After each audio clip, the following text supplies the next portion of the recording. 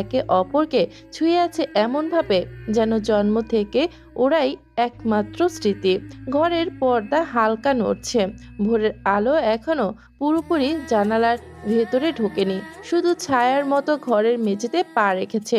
একটি পুরনো কাঠের খাটে ঘুমিয়ে আছে দিয়া, নিঃশ্বাসের শব্দ পর্যন্ত যেন নিস্তব্ধতাকে ছুঁয়ে যাচ্ছে না। হঠাৎ সকালের বাতাস জানালার পর্দা সরিয়ে ওর মুখে এসে পড়ে। দিয়ার চুলগুলো বাতাসে একটু একটু নড়ে, আর কপালে সূর্যের সোনালি রেখা ঠিক যেন একটি কবিতা লিখে দেয়। সেই আলো দিয়া পিটপিট করে চোখ খোলে সেই হাওয়ায়, ঘরের চারদিকে একবার চোখ বুলিয়ে নেয়। তারপর কালকে রাতে ওয়াশরুম থেকে বের হওয়ার পর কি হয়েছে ওর সাথে কিচ্ছু মনে পড়ছে না। হঠাৎ খেয়াল করে ওর শরীরে কোনো জামা কাপড় নেই, কিন্তু পোস্ট কিন্তু ওর পোস্ট মনে আছে। কালকে রাত ও শাহরিয়ার টি শার্ট পরে শুয়েছিল, কিন্তু কি হয়েছে তারপর উঠে নেয়, কিন্তু শরীর প্রচন্ড রকমের ব্যথা মনে হচ্ছে, সব হাড্ডি ভেঙে গেছে। তাও ব্যথা উপেক্ষা করে উঠে বসে, তারপর খাটের পাশে সাথে হেলান দেয়।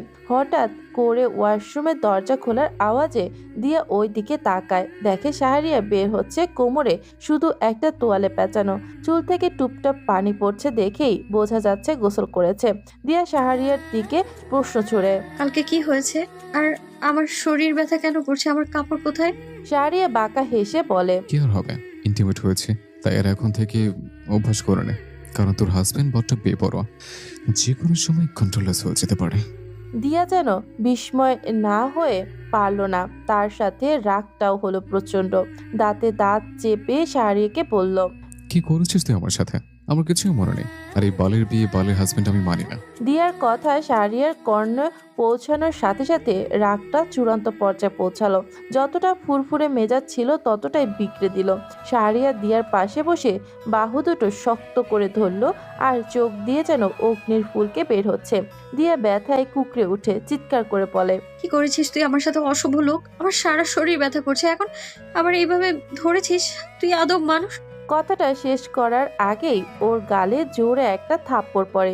দিয়ার মাথা ঘুরতে থাকে, সাথে পুরো পৃথিবী যেন ঘুরছে। শাহরিয়ার দাঁত কিরবির করে বলে, তোর সাহস কি করে হয় আমাকে তুই করে করার?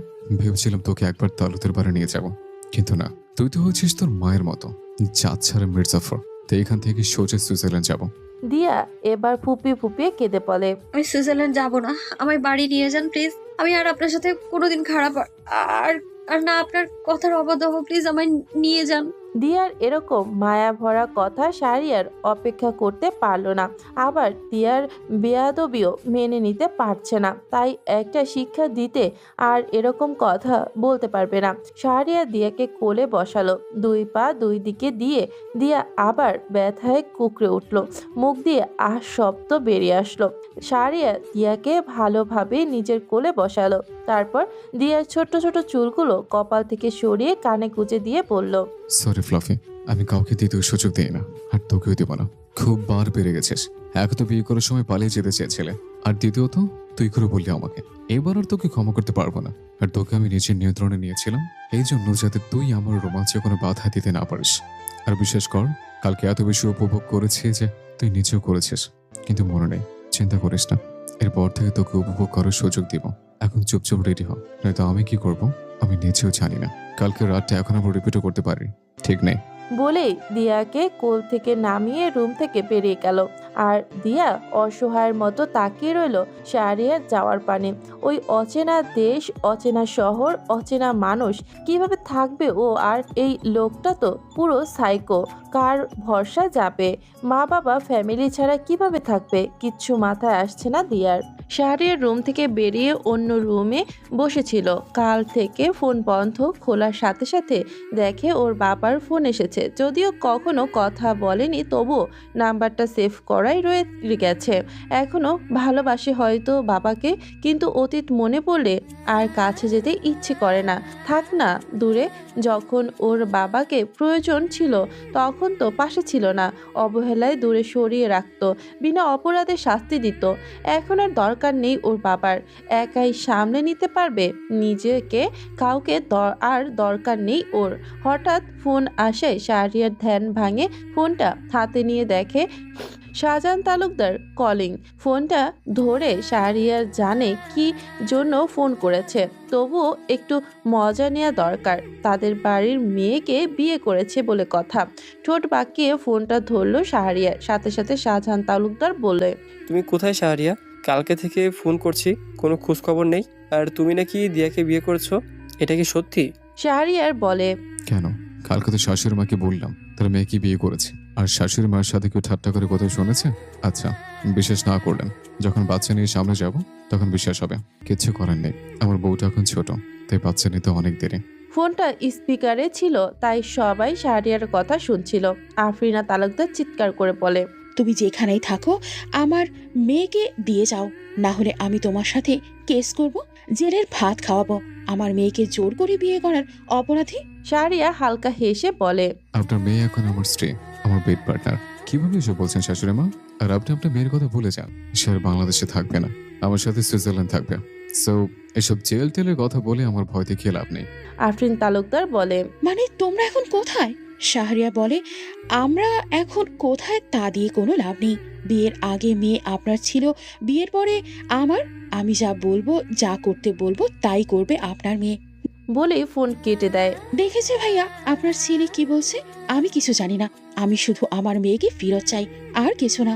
আফরিন তালুকদার শাহজাহান তালুকদারকে বলে। শাহজাহান তালুকদার কিছু বলবে তার আগেই রানা তালুকদার বলে ওঠে, কেন, কি সমস্যা? যদি শাহরিয়া দিয়াকে ভালোবাসে, বিয়ে করে এটাই তো ঠিক ছিল ছোট থাকতে, তাই না? যখন ভাবি ছিল আর এখন যখন ভাবি নেই, তাই সবকিছু পাল্টে যাবে। আফরিনা তালুকদার বলে। তুমি চুপ থাকো, তখনকার হিসাব আর এখনকার হিসাব এক না। রানা তালুকদার তাচ্ছিল্য হেসে বলে, হ্যাঁ, আমি তো চুপই থাকি, তাই তো মেয়েটাকে অন্য জায়গায় বিয়ে দিতে নিছিলে, আর আমি কিচ্ছু করতে পারছিলাম না। আর কি যেন বললে, এখনকার আর তখনকার মধ্যে পার্থক্য? হ্যাঁ, তা তো অবশ্যই। তখন বড় ভাবি ছিল আর শাহরিয়া ছিল একমাত্র উত্তরাধিকার, আর এখন তো কামিনী ভাবি আছে। তিনি শাহরিকে সবকিছুর থেকে যে কোনো মূল্যে বঞ্চিত করবেন, এটা তুমি নিশ্চিত, তাই এরকম করছো। সত্যি বলতে তুমি একটা স্বার্থপর মহিলা। বলেই রানা তালুকদার বাড়ি থেকে বেরিয়ে যায়। আফরিনা তালুকদার বলে, আমি যা করেছি আমার ছেলে মেয়ের জন্য, তাই তুমি আমাকে যা মনে করো আমি তাই। শাহজাহান তালুকদার বলে, আমি শাহরিয়ার সাথে দেখা করে কথা বলবো, দেখি কি বলে ও। আর যদি দিয়া মামুনি থাকতে চায় শাহরিয়ার সাথে, তাহলে আমি আর জোর করব না। বলেই নিজের রুমের দিকে চলে যায়। আর আফরিনা তালুকদার বলে, আমি আমার মেয়েকে ওই ছেলের সাথে থাকতে দিব না, যাই হোক না কেন। শাহরিয়ার রুমে এসে দিয়া বসে আছে। আয়নার সামনে মনে হচ্ছে মাত্র গোসল করেছে এসেছে, চুল থেকে টপ টপ পানি পড়ছে। ও ড্রেস রেখে গেছিল, তাই পরেছে blue jeans, off white top, off white নীল ফুল প্রিন্টের ওড়না। দেখতে ভীষণ মায়াবী লাগছে। শাহরিয়ার নিজের মনে মনে আওতায়, তাহলে মেয়েটার জানি পছন্দ করে না, কাপড় বৃথা যায়নি। তারপর আস্তে আস্তে আয়নার সামনে দিয়ার পেছনে দাঁড়ালো। দিয়া এক ধ্যানে আয়নার দিকে তাকিয়ে নিজেকে দেখছিল। হঠাৎ শাহরিয়াকে দেখে একটু নড়ে চড়ে উঠল। শাহরিয়া দিয়াকে দাঁড় করালো, তারপর আয়নার দিকে ইশারা করে বলল, দেখো আমাদের কত সুন্দর লাগছে, আর তুমি আমাদের এই সম্পর্কে মানতেই চাচ্ছ না কেন? দিয়া বিস্ময় হয়ে বলল। আপনি আমায় তুমি বললেন? শাহরিয়ার হালকা হাসলো, কিন্তু তা দিয়ার চোখে পড়ল না। তারপর দিয়াকে আবার বসিয়ে দিল আয়নার সামনে। শাহরিয়ার ড্রয়ার থেকে হেয়ার ড্রায়ার বের করে দিয়ার চুল শুকিয়ে দিতে দিতে বলল, আমার স্ত্রী, আমার অর্ধেক অংশ তুই, তোকে তুমি বললে ক্ষতি কি? দিয়ার কাছে আজকে শাহরিয়ারকে অন্যরকম লাগছে, যে ওরা স্বাভাবিক কাপলের এরকম লাগছে। তারপর শাহরিয়া দিয়ার চুল শুকিয়ে দিয়ার সামনে বসলো, তারপর বলল, পাখি, আজকে তোকে একটু সাজিয়ে দিই। দিয়া কিছু বলল না। শাহরিয়ার আর দেরি না করে দিয়াকে ছোট্ট হুপ দোল, নোট লিপস্টিক আর হালকা মেকআপ করে দিল। তারপর পায়ে সাদা স্লিকার্স জুতা পরিয়ে দিল। এতেই যেন দিয়াকে মারাত্মক সুন্দর লাগছে। শাহরিয়া বলল, চল, আমাদের ফ্লাইটের সময় হয়ে যাচ্ছে, আমাদের যেতে হবে। আবার ওইখানেই কাজ আটকে আছে। দিয়া শাহরিয়ার ওই দিকে তাকালো, চোখে পানি টলমল করছে, যে কোনো সময় পড়বে। আর ঠোঁট তীর করে কাঁপছে, তবু কিছুটা সাহস নিয়ে বলল, আমরা কি আর কিছুদিন থাকতে পারি না বাংলাদেশে? আচ্ছা কয়টা দিন না আপনি শুধু একবার আমাকে নিয়ে যান ওই বাড়িতে, আমি মায়ের সাথে একবার কথা বলতে চাই। শাহরিয়ার দিয়াকে পাজা কোলে তুলে নিল। হঠাৎ কোলে নেওয়ায় দিয়া টাল সামলাতে না পেরে ওর গলা জোরে ধরল। শাহরিয়া বাহিরে যেতে যেতে বলল, যদি তোর চোখ থেকে এক ফোঁটা পানি বের হয়, আই সোয়ার আমি তোর এই নরম গাল থাপড়ে লাল করে দেব। আর বাকি রইল ওই বাড়ি নিয়ে যাওয়ার কথা। তাহলে শোনো রাখ, ওই বাড়ি তো যাওয়া এখন নিষিদ্ধ। আমি যদি কোনোদিন প্রয়োজন মনে করি তোকে নিয়ে যাওয়ার, তখনই যেতে পারবি, তাছাড়া কখনোই না। দিয়া আর কিছু বলল না, কিন্তু মনটা ভেঙে গেল। কিছুক্ষণ আগে শাহরিয়ার প্রতি যে ভালো লাগা কাজ করছিল তা এক মুহূর্তে শেষ হয়ে গেল। দিয়া মনে মনে বলে, আপনি শুধু আমায় জোর করেই পাবেন মিস্টার শাহরিয়ার তালুকদার। আপনার প্রতি আমার কখনো কোনোদিন কোনো ফিলিংস আসবে না। দিয়া আর শাহরিয়া বিমানবন্দর থেকে বের হতেই হালকা দুইজনের শরীরে ঠান্ডা হাওয়া মুখে এসে লাগলো। শাহরিয়ার কাছে এটা স্বাভাবিক হলেও দিয়া একটু থমকে দাঁড়ালো। চোখের সামনে সুইজারল্যান্ডের সেই বহু লোচিত শহর জুরিখ, যা এতদিন শুধু ফোনে দেখেছে, এখন কখনো আসা হয়নি, প্রথমবার এসেছে। জুরিখ, প্রথম বিকেল, অজানা শহর, অচেনা অনুভব, গা ছুঁয়ে যাওয়ার হালকা ঠান্ডা বাতাসে দিয়ার ভেতরটা কেমন যেন শিরশির করে উঠল। সামনে তাকাতেই দিয়া বিস্ময়ে থেমে গেল। লম্বা সারিতে দাঁড়িয়ে আছে 10টা বিলাসবহুল গাড়ি, একটার চেয়ে একটা দামি, চকচকে, ঠিক যেন কোনো রাজকীয় আগমনের জন্য প্রস্তুত। দিয়া একটা গাড়ির দিকে তাকিয়ে থমকে গেল, কারণ ও এই গাড়িটি সম্পর্কে কিছুটা জেনেছিল ফোন থেকে। গাড়িটার নাম গ্যালাম্বোর গিনি উরুস। এটি একটি বিলাসবহুল সুপার এসইউভি, যেটার দাম 5 কোটির মধ্যে এবং কালো রঙের, দেখতে ভয়ঙ্কর আকর্ষণীয় লাগছে। দিয়ার মুখ দেখে শাহরিয়া না হেসে পারল না। মেয়েটা কেমন বাচ্চাদের মতো করে তাকিয়ে দেখছে। শাহরিয়া দিয়ার হাত ধরে গাড়ির সামনে যেতেই একজন গার্ড কালোটার দরজা খুলে দিল। দিয়া প্রথমে ঢুকলো, তারপর শাহরিয়া। গাড়িতে বসতেই সিটে আরাম আর সুগন্ধি লেদার কভাররাই স্বাগত জানালো। গাড়ি ধীরে ধীরে চলতে লাগলো জুরিখ শহরের বুকে। কাচের ওপাশে দৌড়াতে থাকা রাস্তাগুলোর পাশে সাজানো লাল সাদা ফুলের টব, পাশে ট্রাম চলে যাচ্ছে নিশ্চস্য গতিতে। ক্যাফে কোনায় বসা মানুষদের হাসি মুখ, বাচ্চাদের সাইকেল চালানো, আর দূরের পাহাড় যেন একসাথে একটা স্বপ্ন রচনা করছিল। দিয়া গাড়ির কাচের ভেতর থেকে সব দেখতে লাগলো নীরবে বিস্ময়ে। না চাইতো দিয়ার মুখ থেকে বেরিয়ে আসলো, এই শহরটা অদ্ভুত সুন্দর। ফিসফিস করে বলল। শাহরিয়া চুপ করে রইল, শুধু দিয়ার দিকে তাকিয়ে রইল আয়নায়। প্রায় আধা ঘন্টা পর গাড়ি এসে থামলো একটি বিলাসবহুল বাড়ির সামনে। বাড়িটির বাইরে থেকে হুবহু কোনো রাজপ্রাসাদের মতো ডুপ্লেক্সড হাউস। দিয়া অবাক হয়ে বলল, এটা কি আপনার বাড়ি? শাহরিয়ার মুচকি হেসে বলল, না, এটা এতদিন আমার ছিল, আজকে থেকে আমাদের দুইজনের। আর তোর মুখে যেন শুনি না এটা আপনার, সবকিছু আমাদের, মনে থাকবে? দিয়া বিস্মিত হওয়ায় মুখটা চুপসে গেল। তারপর নিজের দিকে তাকিয়ে বলল। মনে থাকবে। তারপর শাহরিয়া গাড়ি থেকে নামলো। দিয়ার নামার সাথে সাথে শাহরিয়া ওকে কোলে তুলে নিল। দিয়া তাকিয়ে দেখে আশেপাশে প্রায় 20 জন গার্ড দিয়ে বলা। কি করছেন, মানুষ দেখছে তো? নো প্রবলেম, এটা তোদের সো কল্ড বাংলাদেশ না, এটা সুইজারল্যান্ড। আর এখানে সবকিছু পানি ভাত, তাই চুপচাপ থাক, নয়তো ফেলে দেবো কোল থেকে। শাহরিয়া বলল। দিয়া আর কিছু বলার সাহস পেল না, চুপ হয়ে গেল। আর শাহরিয়া বাড়ির দিকে পা বাড়ালো। শাহরিয়ার ফেরার কথা শুনেই সাথে সাথে নুসরাত আর সোহাগ শাহরিয়ার সাথে দেখা করতে চলে আসে, কিন্তু ওরা এসে বড় সারপ্রাইজড হয়ে যায়। বাড়ি ঢুকেই দেখে একটা মেয়ে সোফায় বসে আছে, দেখতে মিষ্টি। সোহাগ এসে বসে দিয়ার পাশে, তারপর জিজ্ঞাসা করে, তুমি কে গো? আর শাহরিয়ারের সাথেই বা তোমার কি সম্পর্ক? দিয়া ওদের দুজনের দিকে তাকায়, তারপর বলে, ভাতারকে ভাই বলছিস, লজ্জা করো না? থাপড়ে চাপার দাঁত সব ফেলে দেবো, বেয়াদব। হঠাৎ শাহরিয়ার কর্কশ কণ্ঠ শুনতে পেয়ে 3 জন তাকায় ওর দিকে। নুসরাত আর সোহাগ কৌতূহল নিয়ে তাকায়, আর দিয়া ভয়াত্মক মুখে তাকায় শাহরিয়াকে। দিয়ার পাশে বসে তারপর ওদের দুজনকে জিজ্ঞাসা করে, তোর এখানে কেন এসছিস? জানিস না নতুন দম্পতিকে 1 মাস বিরক্ত করতে নেই। নুসরাত আর সোহাগ একে অপরের দিকে চাওয়াচাই করে, তারপর নুসরাত বলে, কিসের নতুন দম্পতি? কি বলছিস তুই এসব? পাগল হয়ে গেছিস নাকি নিজের দেশে ফিরে? শাহরিয়ার বিরক্ত হয়ে চোখ মুখ কুঁচকে বলে, আমি তো ওদেরকে কেন মিথ্যা বলবো? আমার কি লাভ? আমি দিয়াকে বিয়ে করেছে, আর এই মেয়ে আমাকে ভাই বলে পরিচয় দিচ্ছে।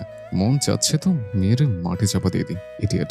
সোহাগ এবার কাঁদো কাঁদো মুখ নিয়ে বলে, কি বলছিস ভাই? তুই বিয়ে করে ফেলেছিস, তাও আমার আগেই এটা করতে পারলি? নিজে এখন আমার চোখের সামনে থেকে দেখবো? মোটেও না শালা, সবকিছুতেই এগিয়ে গেলি। আমি তোকে অভিশাপ দিলাম, তোর বউ তোকে বাসর করতে দেবে না। শাহরিয়ার সোফায় গা এলি দিয়ে চোখ বন্ধ করে বলে, ওইটা অলরেডি হয়ে গেছে। তো এইসব আওয়াল ফল অভিশাপ না দিয়ে বের হ আমার বাড়ি থেকে। সাথে সাথে পেছন থেকে সজোরে কিছু ভাঙার আওয়াজ হলো। দিয়ার আর সোহাগ চমকে পিছনে তাকালো, দেখে নুসরাত সিঁড়ির কাছে বড় ফুলদানি ভেঙে ফেলেছে। শাহরিয়ার কোনো হেলদোল নেই, যেন এটা হওয়ারই ছিল। সোহাগ লাফ দিয়ে উঠে দাঁড়িয়ে পড়ল। আরে নসু, কি করছিস এসব? ভেঙে ফেললি? ও আমাদের বালের ফ্রেন্ডশিপ। এত বছর হয়ে গেল আমাদের ফ্রেন্ডশিপের কোনোদিন ক্লিয়ার কিছু বলিসনি, আর বিয়েটাও করে ফেললি এভাবে। আমার তো মন চাচ্ছে ওর মাথা সহ ফাটিয়ে দিতে। হারামি। নুসরাত চিৎকার করে বলে, দিয়া তো ভেবেছিল এবার বলছে শাহরিয়া রেগে যাবে আর নুসরাতকে অনেকগুলো কথা শোনাবে বা থাপ্পড় দেবে, কিন্তু দিয়াকে অবাক করে দিয়ে শাহরিয়া শান্ত কণ্ঠে বলল, রাগ কমেছে, এখন বস। মেয়েদের এত রাগ ভালো না, এতে করে স্বামীর বাড়ি থাকতে পারে না বেশি দিন। নুসরাত এসে শাহরিয়ার পাশে বসে রাগে ফুঁসতে লাগলো, আর সোহাগ এসে দিয়ার পাশে বসলো। শাহরিয়া পানির গ্লাসটা নুসরাতের দিকে এগিয়ে দিয়ে বলল, পানি খেয়ে মাথা ঠান্ডা কর, তারপর আমরা কথা বলি। তারপর দিয়াকে বলল। পাখি, রুমে যা। সোহাগ কিছু বলতে যাবে, শাহরিয়া ওর দিকে অগ্নিদৃষ্টিতে তাকালো। সোহাগ চুপসে গেল। দিয়ার আর কথা না বাড়িয়ে অভিমান নিয়ে উপরে যাওয়ার উদ্দেশ্যে পা বাড়ালো। দিয়া রুমে যেতেই শাহরিয়া সোহাগের কলার চেপে ধরলো, তারপর বলল, শালা তো সাহস কি করে হয় আমার বউয়ের পাশে বসে? তুই জানিস না আমি আমার জিনিসে ঘরে স্পর্শ পছন্দ করি না, আর সেখানে তুই ওর পাশে বসেছিলে। শাহরিয়ার এমন ভাবে সোহাগের কলার ধরেছে যেন এখনো মেরে ফেলবে। বেচারা সোহাগ কোনো রকমে কাশতে কাশতে বলে, আরে ভাই, আগে আমাকে ছাড় তো। এখন তোর বউয়ের পাশে বসার অপরাধী হিসেবে আমাকে মেরে ফেলবি নাকি? শাহরিয়া সোহাগের কলার ছেড়ে দেয়, তারপর গম্ভীর কণ্ঠে বলে, দরকার পড়লে তাই করবো। তোর সাহস হয় কি করে? সোহাগ কাঁদো কাঁদো কণ্ঠে বলে, আচ্ছা ঠিক আছে, আমি আর কখনো তোর বউয়ের আশেপাশে যাব না। শুধু তাই না, আমার বউকে তুই মা বলে ডাকবি। সোহাগ বলে, কি বলিস তুই? ওই পিচ্চি মেয়ে কে? কথাটা শেষ করার আগেই দেখে শাহরিয়া ওর দিকে তীক্ষ্ণ দৃষ্টিতে তাকিয়ে আছে। সোহাগ শুকনো ঢোক গিলে বলে, হ্যাঁ হ্যাঁ, ডাকবো তো। তোর বউ আমার মা, আর শাহরিয়ার বলে আমাকে আব্বা ডাকবি। সোহাগের এবার মন চাচ্ছে মাকড়সার দড়ি দিয়ে কচু গাছে ফাঁস দিতে। নিজের ইচ্ছেটা মনে জমিয়ে রেখে মনে পাথর দিয়ে বলে, হ্যাঁ, আজকে থেকে তুই আমার আব্বু আর তোর বউ আমার আব্বা। এবার খুশি? শাহরিয়া ঠোঁট বাঁকিয়ে বলে, গুড। তারপর শাহরিয়া নুসরাতের দিকে ঘুরে বলে, দোস্ত, রাগ করিস না। হ্যাঁ, তুই জানিস আমি কিছু শেয়ার করতে পারি না, তো কেন আশা রাখিস? আমি তোদেরকে বলতে চেয়েছিলাম একটা সময় সুযোগ করে, কিন্তু তার আগে ওরা পাখির বিয়ে ঠিক করে ফেলে। যদিও আমি যাওয়ার আগে বিয়েটা ভেঙে দিয়েছি, তাও আমার মনে হচ্ছিল ওইখানে থাকাটা পাখির জন্য রিস্ক, তাই নিয়ে আসলাম। আর এত কিছু বলার টাইম বা অবস্থায় আমি ছিলাম না। নুসরাত এখন কিছুটা শান্ত হলো, তারপর বলল, আচ্ছা বুঝলাম, কিন্তু তুই যে বিয়ে করেছিস এটা তোর মামা মামি জানে? আর লারা অত তুলকালাম বাঁধাবে, ও তো তোকে ভালোবাসে। শাহরিয়া গম্ভীর কণ্ঠে বলে, মামা মামিকে এখনো বলা হয়নি। আই হোপ ওনাদের কোনো আপত্তি থাকবে না। আর বাকি রইল লারার কথা। ওকে আমার এমনি সহ্য হয় না, শুধুমাত্র মামা মামির দিকে তাকে ওকে সহ্য করি, নাহলে ওকে কবেই পুঁতে ফেলতাম। এটা একটা। তোর বউয়ের সাথে তো কোনো কথাই বলতে দিলি না, ধমকে উপরে পাঠিয়ে দিলি। এরকম কেন করলি? শাহরিয়া বলে, ও যা মেয়ে, বেশি প্রশ্রয় দিলে মাথায় উঠে নাচবে, তো একটু ধমক দিতে হয়। আজকে জার্নি করে এসছি আমরা, দুজনেই ক্লান্ত, একটু রেস্ট নেব। তোর এখন বের হ। নুসরাত মুখে ভেঙচি কেটে বলে, আমরা তোর বাড়িতে থাকতে আসিনি, তাই আমাদেরকে সবসময় এভাবে তাড়িয়ে দিতে হবে না। বলেই দুজন উঠে চলে যায়। শাহরিয়ার সোফা থেকে উঠে সিঁড়ি দিয়ে যেতে যেতে আওড়ায় সব পাগল একসাথে। শাহরিয়া রুমে এসে দেখে দিয়া চুপচাপ বিছানার এক পাশে শুয়ে আছে। শাহরিয়া নিঃশব্দে ওর পাশে শুয়ে এক টান দিয়ে নিজের বুকে এনে শুয়ে দেয়। হঠাৎ এভাবে টান দেওয়ায় দিয়া কিছুটা ঘাবড়ে যায়, তাই তাকায় শাহরিয়া ওর দিকে। তাকায় তক্ষুনি থমকে যায়। দিয়ার চোখ ভেজা, মানে কান্না করেছে। কিন্তু কেন? এখন তো এরকম কিচ্ছু করেনি যার জন্য দিয়া কান্না করবে। শাহরিয়া নরম কণ্ঠে বলল। লজ্জা কেন? এরকম আদরে কণ্ঠ পেয়ে দিয়া ফুপিয়ে ফুপিয়ে কেঁদে দিল। শাহরিয়া হচকচিয়ে গেল, তারপর বলল। আরে কাঁদছিস কেন পাখি, বলবি তো? শাহরিয়া বুঝতে পারল ওর পাখির অভিমান হয়েছে। ও বোঝার জন্য বলল। পাখি, ওর আমার ফ্রেন্ড, কলেজ লাইফ থেকে একসাথে আছে। ওদেরকে না জেনে আমি বিয়ে করেছি, তাহলে কি এটুকু রাগ করা স্বাভাবিক না? আর তুই ছোট মানুষ, আমাদের কথা শোনাটা কি তোর জন্য ঠিক? তুই বল। দিয়া বুঝলো, কিন্তু একটা জিনিস ওর মাথায় ঘুরতে লাগলো। যদিও ছোট্ট হয়, তাহলে রোমান্স করার সময় তো 1% ছাড় দেয় না কেন? দিয়া মিনমিন করে বলে। রোমান্স করার মতো তুই বড় হয়ে গেছিস পাখি, এতক্ষণ মনে ছিল না, এখন দেখলি তো মনে করে। এখন আমার মুড এসছে, তাই একদম ডিস্টার্ব করবি না। দিয়ার কথা শুনে শাহরিয়া দুষ্ট হাসি দিয়ে বলে। দিয়ার আত্মাসহ কেঁপে উঠল। নিজেকে নিজেরই থাপ্পড় মারতে মন চাচ্ছে। কেন শুধু শুধু এসব বলতে গেল? পাগলকে কি খেপানো খুব বেশি দরকার ছিল? দিয়া হতবম্ব, যেন হাওয়া বন্ধ হয়ে গেছে চারপাশের। বুকের ভেতরটা ধকধক করছে। নিজের কথাগুলো মনে করে গলা শুকিয়ে গেছে তার। কি দরকার ছিল এভাবে কথা বলার? কারো চোখে আগুন জ্বালানোর আগে তো বুঝে নিতে হয় সে কেমন আগুন। শাহরিয়ার এবার আর হাসলো না, গম্ভীর কণ্ঠে ফিসফিস করে বলল। না বেবি, আমি তোর মুখ থেকে এসব শুনতে চাইনি। মুড যখন এসেছে তখন থামা নেই। তার কণ্ঠে এমন এক স্নায়ু টানানো মায়া, যেখানে ভয়, ভালোবাসা আর অধিকার একসাথে গলে যায়। শাহরিয়া হাত বাড়িয়ে দিয়ার চুলে আঙুল চালিয়ে বলে। তুই জানিস না পাখি, আমি কতটা কন্ট্রোল হারিয়ে ফেলি যখন তোর চোখে ভয় দেখি। দিয়ার নিঃশ্বাস আটকে তাকিয়ে থাকে তার দিকে। শাহরিয়া দিয়ার গালে আঙুল বুলিয়ে নিচু স্বরে বলে। তোর কাঁপুনিও ভালোবাসে আমি। তুই থরথর করলে আমার মনে হয় আমি তোকে পুরোপুরি নিচের করে ফেলেছি। শাহরিয়ার ঠোঁট এবার ছুঁয়ে গেল দিয়ার কপালের ঠিক মাঝখানে। একটা দীর্ঘ ধোঁয়াটে চুমু, যার মধ্যে ছিল দাবির ভাষা, আগুনের ইঙ্গিত আর শীতল দুঃস্বপ্নের স্পর্শ। দিয়া চোখ বন্ধ করলো। সে জানে এই আগুনে পূর্বে সে চুম্বনের পর শাহরিয়ার চোখ সরালো না। সেই চোখে আগুন ছিল, তবে সেটা আর হঠাৎ জ্বলে ওঠা আগুন নয়। এটা ছিল নিঃশব্দ, ধীরে পুড়িয়ে ফেলা লালচে ছায়া। দিয়া কাঁপছিল। অন্ধকার ঘরটার নিস্তব্ধতা ভেঙে তার নিঃশ্বাসের আওয়াজই সবচেয়ে জোরে শোনা যাচ্ছিল। চোখ খুলতেই শাহরিয়ার ঠোঁট তার কান ঘেঁষে নেমে এলো, এক ফিসফিসে করে বলা কণ্ঠ। তুই জানিস না, একটুখানি মুহূর্তের জন্য আমি কতবার নিজেকে ধরে রেখেছি। আজ আর নিজেকে ধরে রাখার ইচ্ছে নেই।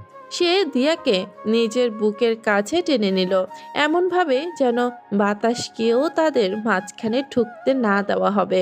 দিয়ার ঠোঁট কাঁপছিল, কিন্তু গলা দিয়ে কোনো শব্দ বেরোচ্ছিল না। ভয় পাস?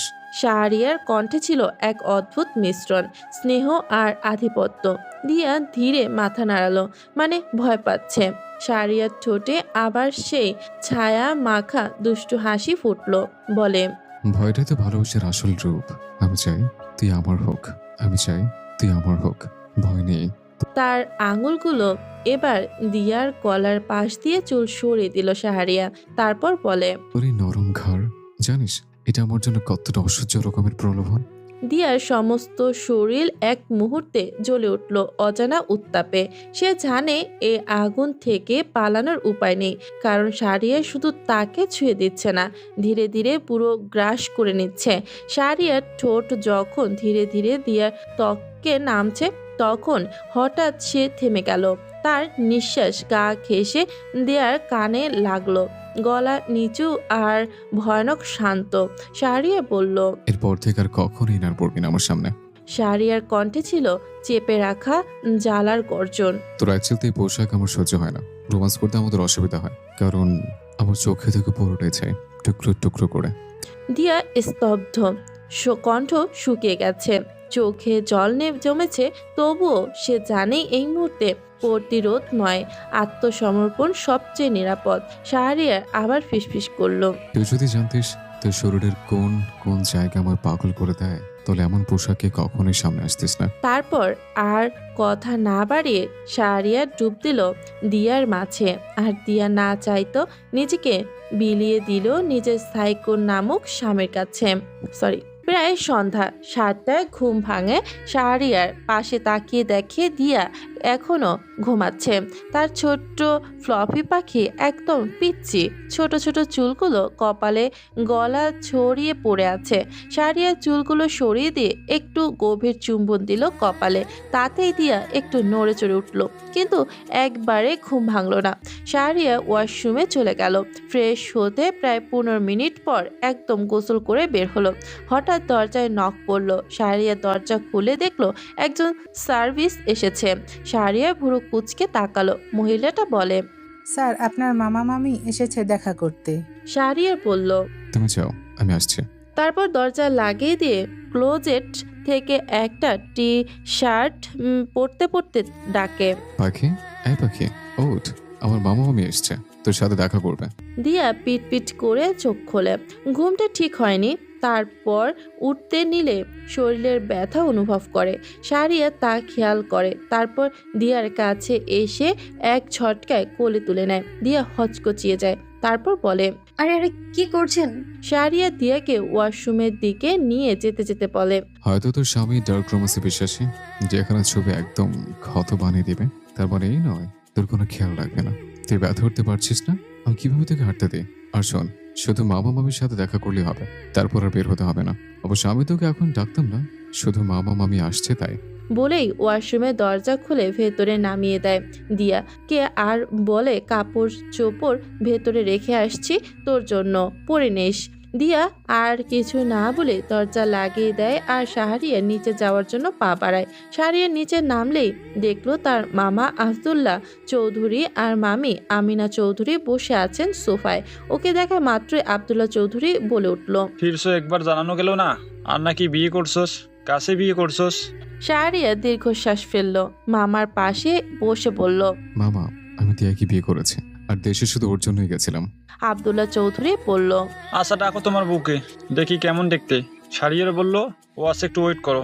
তারপর কিছু বিজনেসের কথা বলল। প্রায় 20 মিনিট পর দিয়া নিচে নামলো। এসে দুজনকে সালাম দিল। দুজনই দিয়াকে অনেক পছন্দ হলো। আমিনা চৌধুরী বলল, আরে মা আসো, আমার পাশে বসো। দিয়া মিষ্টি হাসি দিয়ে ওনার পাশে বসলো। আমিনা চৌধুরী নিজের গলার চেনটা খুলে দিয়াকে দিলেন আর বলল, এখন তো কিছু নিয়ে আসিনি মা, আগে শিওর হতে এসেছি এই ছেলে আদৌ বিয়ে করেছে কিনা। শাহরিয়া বলে, কেন মামি, আমি কি বিয়ে করতে পারি না নাকি? পারিস, কিন্তু তুই যা ছেলে সত্যি যে বিয়ে করবি এটা ভাবিনি। যাই হোক, আমরা এখন আসি, পরে আবার কথা হবে। না না, যাবো না, আর একটু ঠেকেই যাই, জানি না। আমিনা চৌধুরী চোখ রাঙালো। সাথে সাথে আব্দুল্লাহ চৌধুরী উঠে যেতে যেতে বলল, বিয়ে করছো ভাগ্নে, আস্তে আস্তে ঠেলা বুঝবি। আমিনা চৌধুরী আর কিছু বলল না, গটগট করে বেরিয়ে গেল বাড়ি থেকে। আর পেছনে পেছনে আব্দুল্লাহ চৌধুরীও। এটা যেন নিত্যদিনের কাজ এদের। আমিনা চৌধুরী রাগ করবে আর আব্দুল্লাহ চৌধুরী তা ভাঙাবে। শাহরিয়া দিয়াকে দেখলো চুপচাপ বসে আছে। শাহরিয়া বলল, বাড়িতে কথা বলবে দিয়া? দিয়া অবাক হয়ে বলল, আপনি কথা বলতে দিবেন? দিয়ার রিয়াকশন দেখে হাসি পেল, কিন্তু হাসলো না, বরং মুখটা গম্ভীর করে বলল, আমি এতটা নির্দয় নয়। বাড়িতে কথা বলবি, কিন্তু কান্না করতে পারবি না একদম। দিয়া বলল, আচ্ছা আমি একদম কান্না করবো না, সত্যি বলছি। শাহরিয়া বাঁকা হাসলো। তারপর বলল, তুই যদি বাড়িতে কথা বলে সময় কান্না করিস, তাহলে আমি তোকে বেডরুমে এর থেকে বেশি কান্না করাবো। এখন সিদ্ধান্ত তোর। বলেই দিয়ার দিকে ফোন বাড়িয়ে দেয়। দিয়া শুকনো ঢোক গিলে ফোনটা নিয়ে নেয় আর ভাবে, এই সাইকো মার্কা জামাই আমার কপালে কেন জুটলো, তাই তো আমি বুঝতে পারছি না। এরপর উঠে যেতে ব্যালকনিতে চলে যায় কথা বলতে। ফোন করে মায়ের নাম্বারে। কয়েকবার ফোন ঢোকার পর ফোনটা রিসিভ করে দিয়া বলে, হ্যালো মা। মেয়ে কণ্ঠ শুনতে পেয়ে আফরিনা তালুকদার বলে, দিয়া মা। তুই কেমন আছিস? এখন কোথায় আছিস তুই? বলল মা তোকে ঠিক নিয়ে আসবে। মেয়ের এত দিন পর কথা শুনে দিয়ার কান্না পেল, কিন্তু কান্না করতে তো লোকটা মানা করেছে, তাহলে কি করবে? যথেষ্ট চেষ্টা করেও ব্যর্থ হলো দিয়া। অবাধ্য চোখের পানি বেরিয়ে এলো, যা গাল বেয়ে গড়িয়ে পড়লো। কিন্তু মাকে এটা বোঝাতে দেয়া যাবে না, তাহলে আরো টেনশন করবে। তাই নিজেকে সামলে স্বাভাবিক কণ্ঠে বলল, মা আমি ভালো আছি, আর এখন সুইজারল্যান্ডে আছি। যা হওয়ার তা তো হয়েই গেছে। তুমি এসব নিয়ে চিন্তা করো না, নইলে তোমার শরীর খারাপ করবে আরো। আফরিনা তালুকদার রেগে গেলেও নিজের রাগ কন্ট্রোল করে বলল, তুই চিন্তা করিস না মা, তোকে ঠিক আমি ওইখান থেকে নিয়ে আসবো। তুই কয়টা দিন অপেক্ষা কর, আর আমাকে লোকেশনটা দিস। দিয়া চমকে বলে, না মা, তোমাকে কিছু করতে হবে না। আমি কথাটা শেষ করার আগে শাহরিয়া ফোন একটানে দিয়ার কাছ থেকে নিয়ে নিজের কানে দিয়ে বলতে লাগলো, ছি শাশুড়ি মা, আপনি কেমন মা? মেয়েকে তার সংসার ভাঙার কথা বলেন? আপনার মেয়ে এখন আমার বউ, এসব করা বন্ধ করুন। আফরিনা তালুকদার বলে, আমার মেয়েকে আমি ঠিক নিয়ে আসবো তোমার থেকে, ওকে রাখবো না তোমার কাছে। শাহরিয়া বলে, সময় হোক, দেখা যাবে। এখন নিজের খেয়াল রাখুন, বৃদ্ধ হয়ে যাচ্ছেন, নিজের যত্ন নিতে হবে। বলে ফোন কেটে দেয়। আর আফরিনা তালুকদার রাগে কটমট করতে করতে বলে, তোকে আমি দেখে নিব বজ্জাত ছেলে। এরপর শাহরিয়া দিয়ার দিকে 2 পা এগিয়ে যেতে দিয়া 2 পা পিছিয়ে যেতে নিলেই শাহরিয়া দিয়ার চিকন কোমর ধরে উঁচু করে ফেলে। দিয়া ভয় পেয়ে শাহরিয়ার গলায় 2 হাত দিয়ে শক্ত করে জড়িয়ে ধরে আর শক্ত বদ্ধ করে ফেলে। শাহরিয়া দিয়ার কানের কাছে ফিসফিস করে বলে, আমি তোকে কান্না করতে না করেছিলাম না, তবু তুই কেন কান্না করলি? তোর হাসি, তোর কান্না, তোর সবকিছু থাকবে আমার জন্য, অন্য কারোর জন্য নয়। দিয়া শুকনো ঢোক গেলে এখন আবার কি সাইকোগিরি করবে কে জানে। দিয়া নিজেকে সামলে বোঝানোর জন্য বলে, দেখুন আমি আমার মা বাবাকে ছেড়ে কখনো কোথাও থাকিনি, তাই বলে কথা বলতে গেলে তো একটু একটু কান্না আসবেই, তাই না? তাই বলে আপনি এভাবে রাগ করবেন?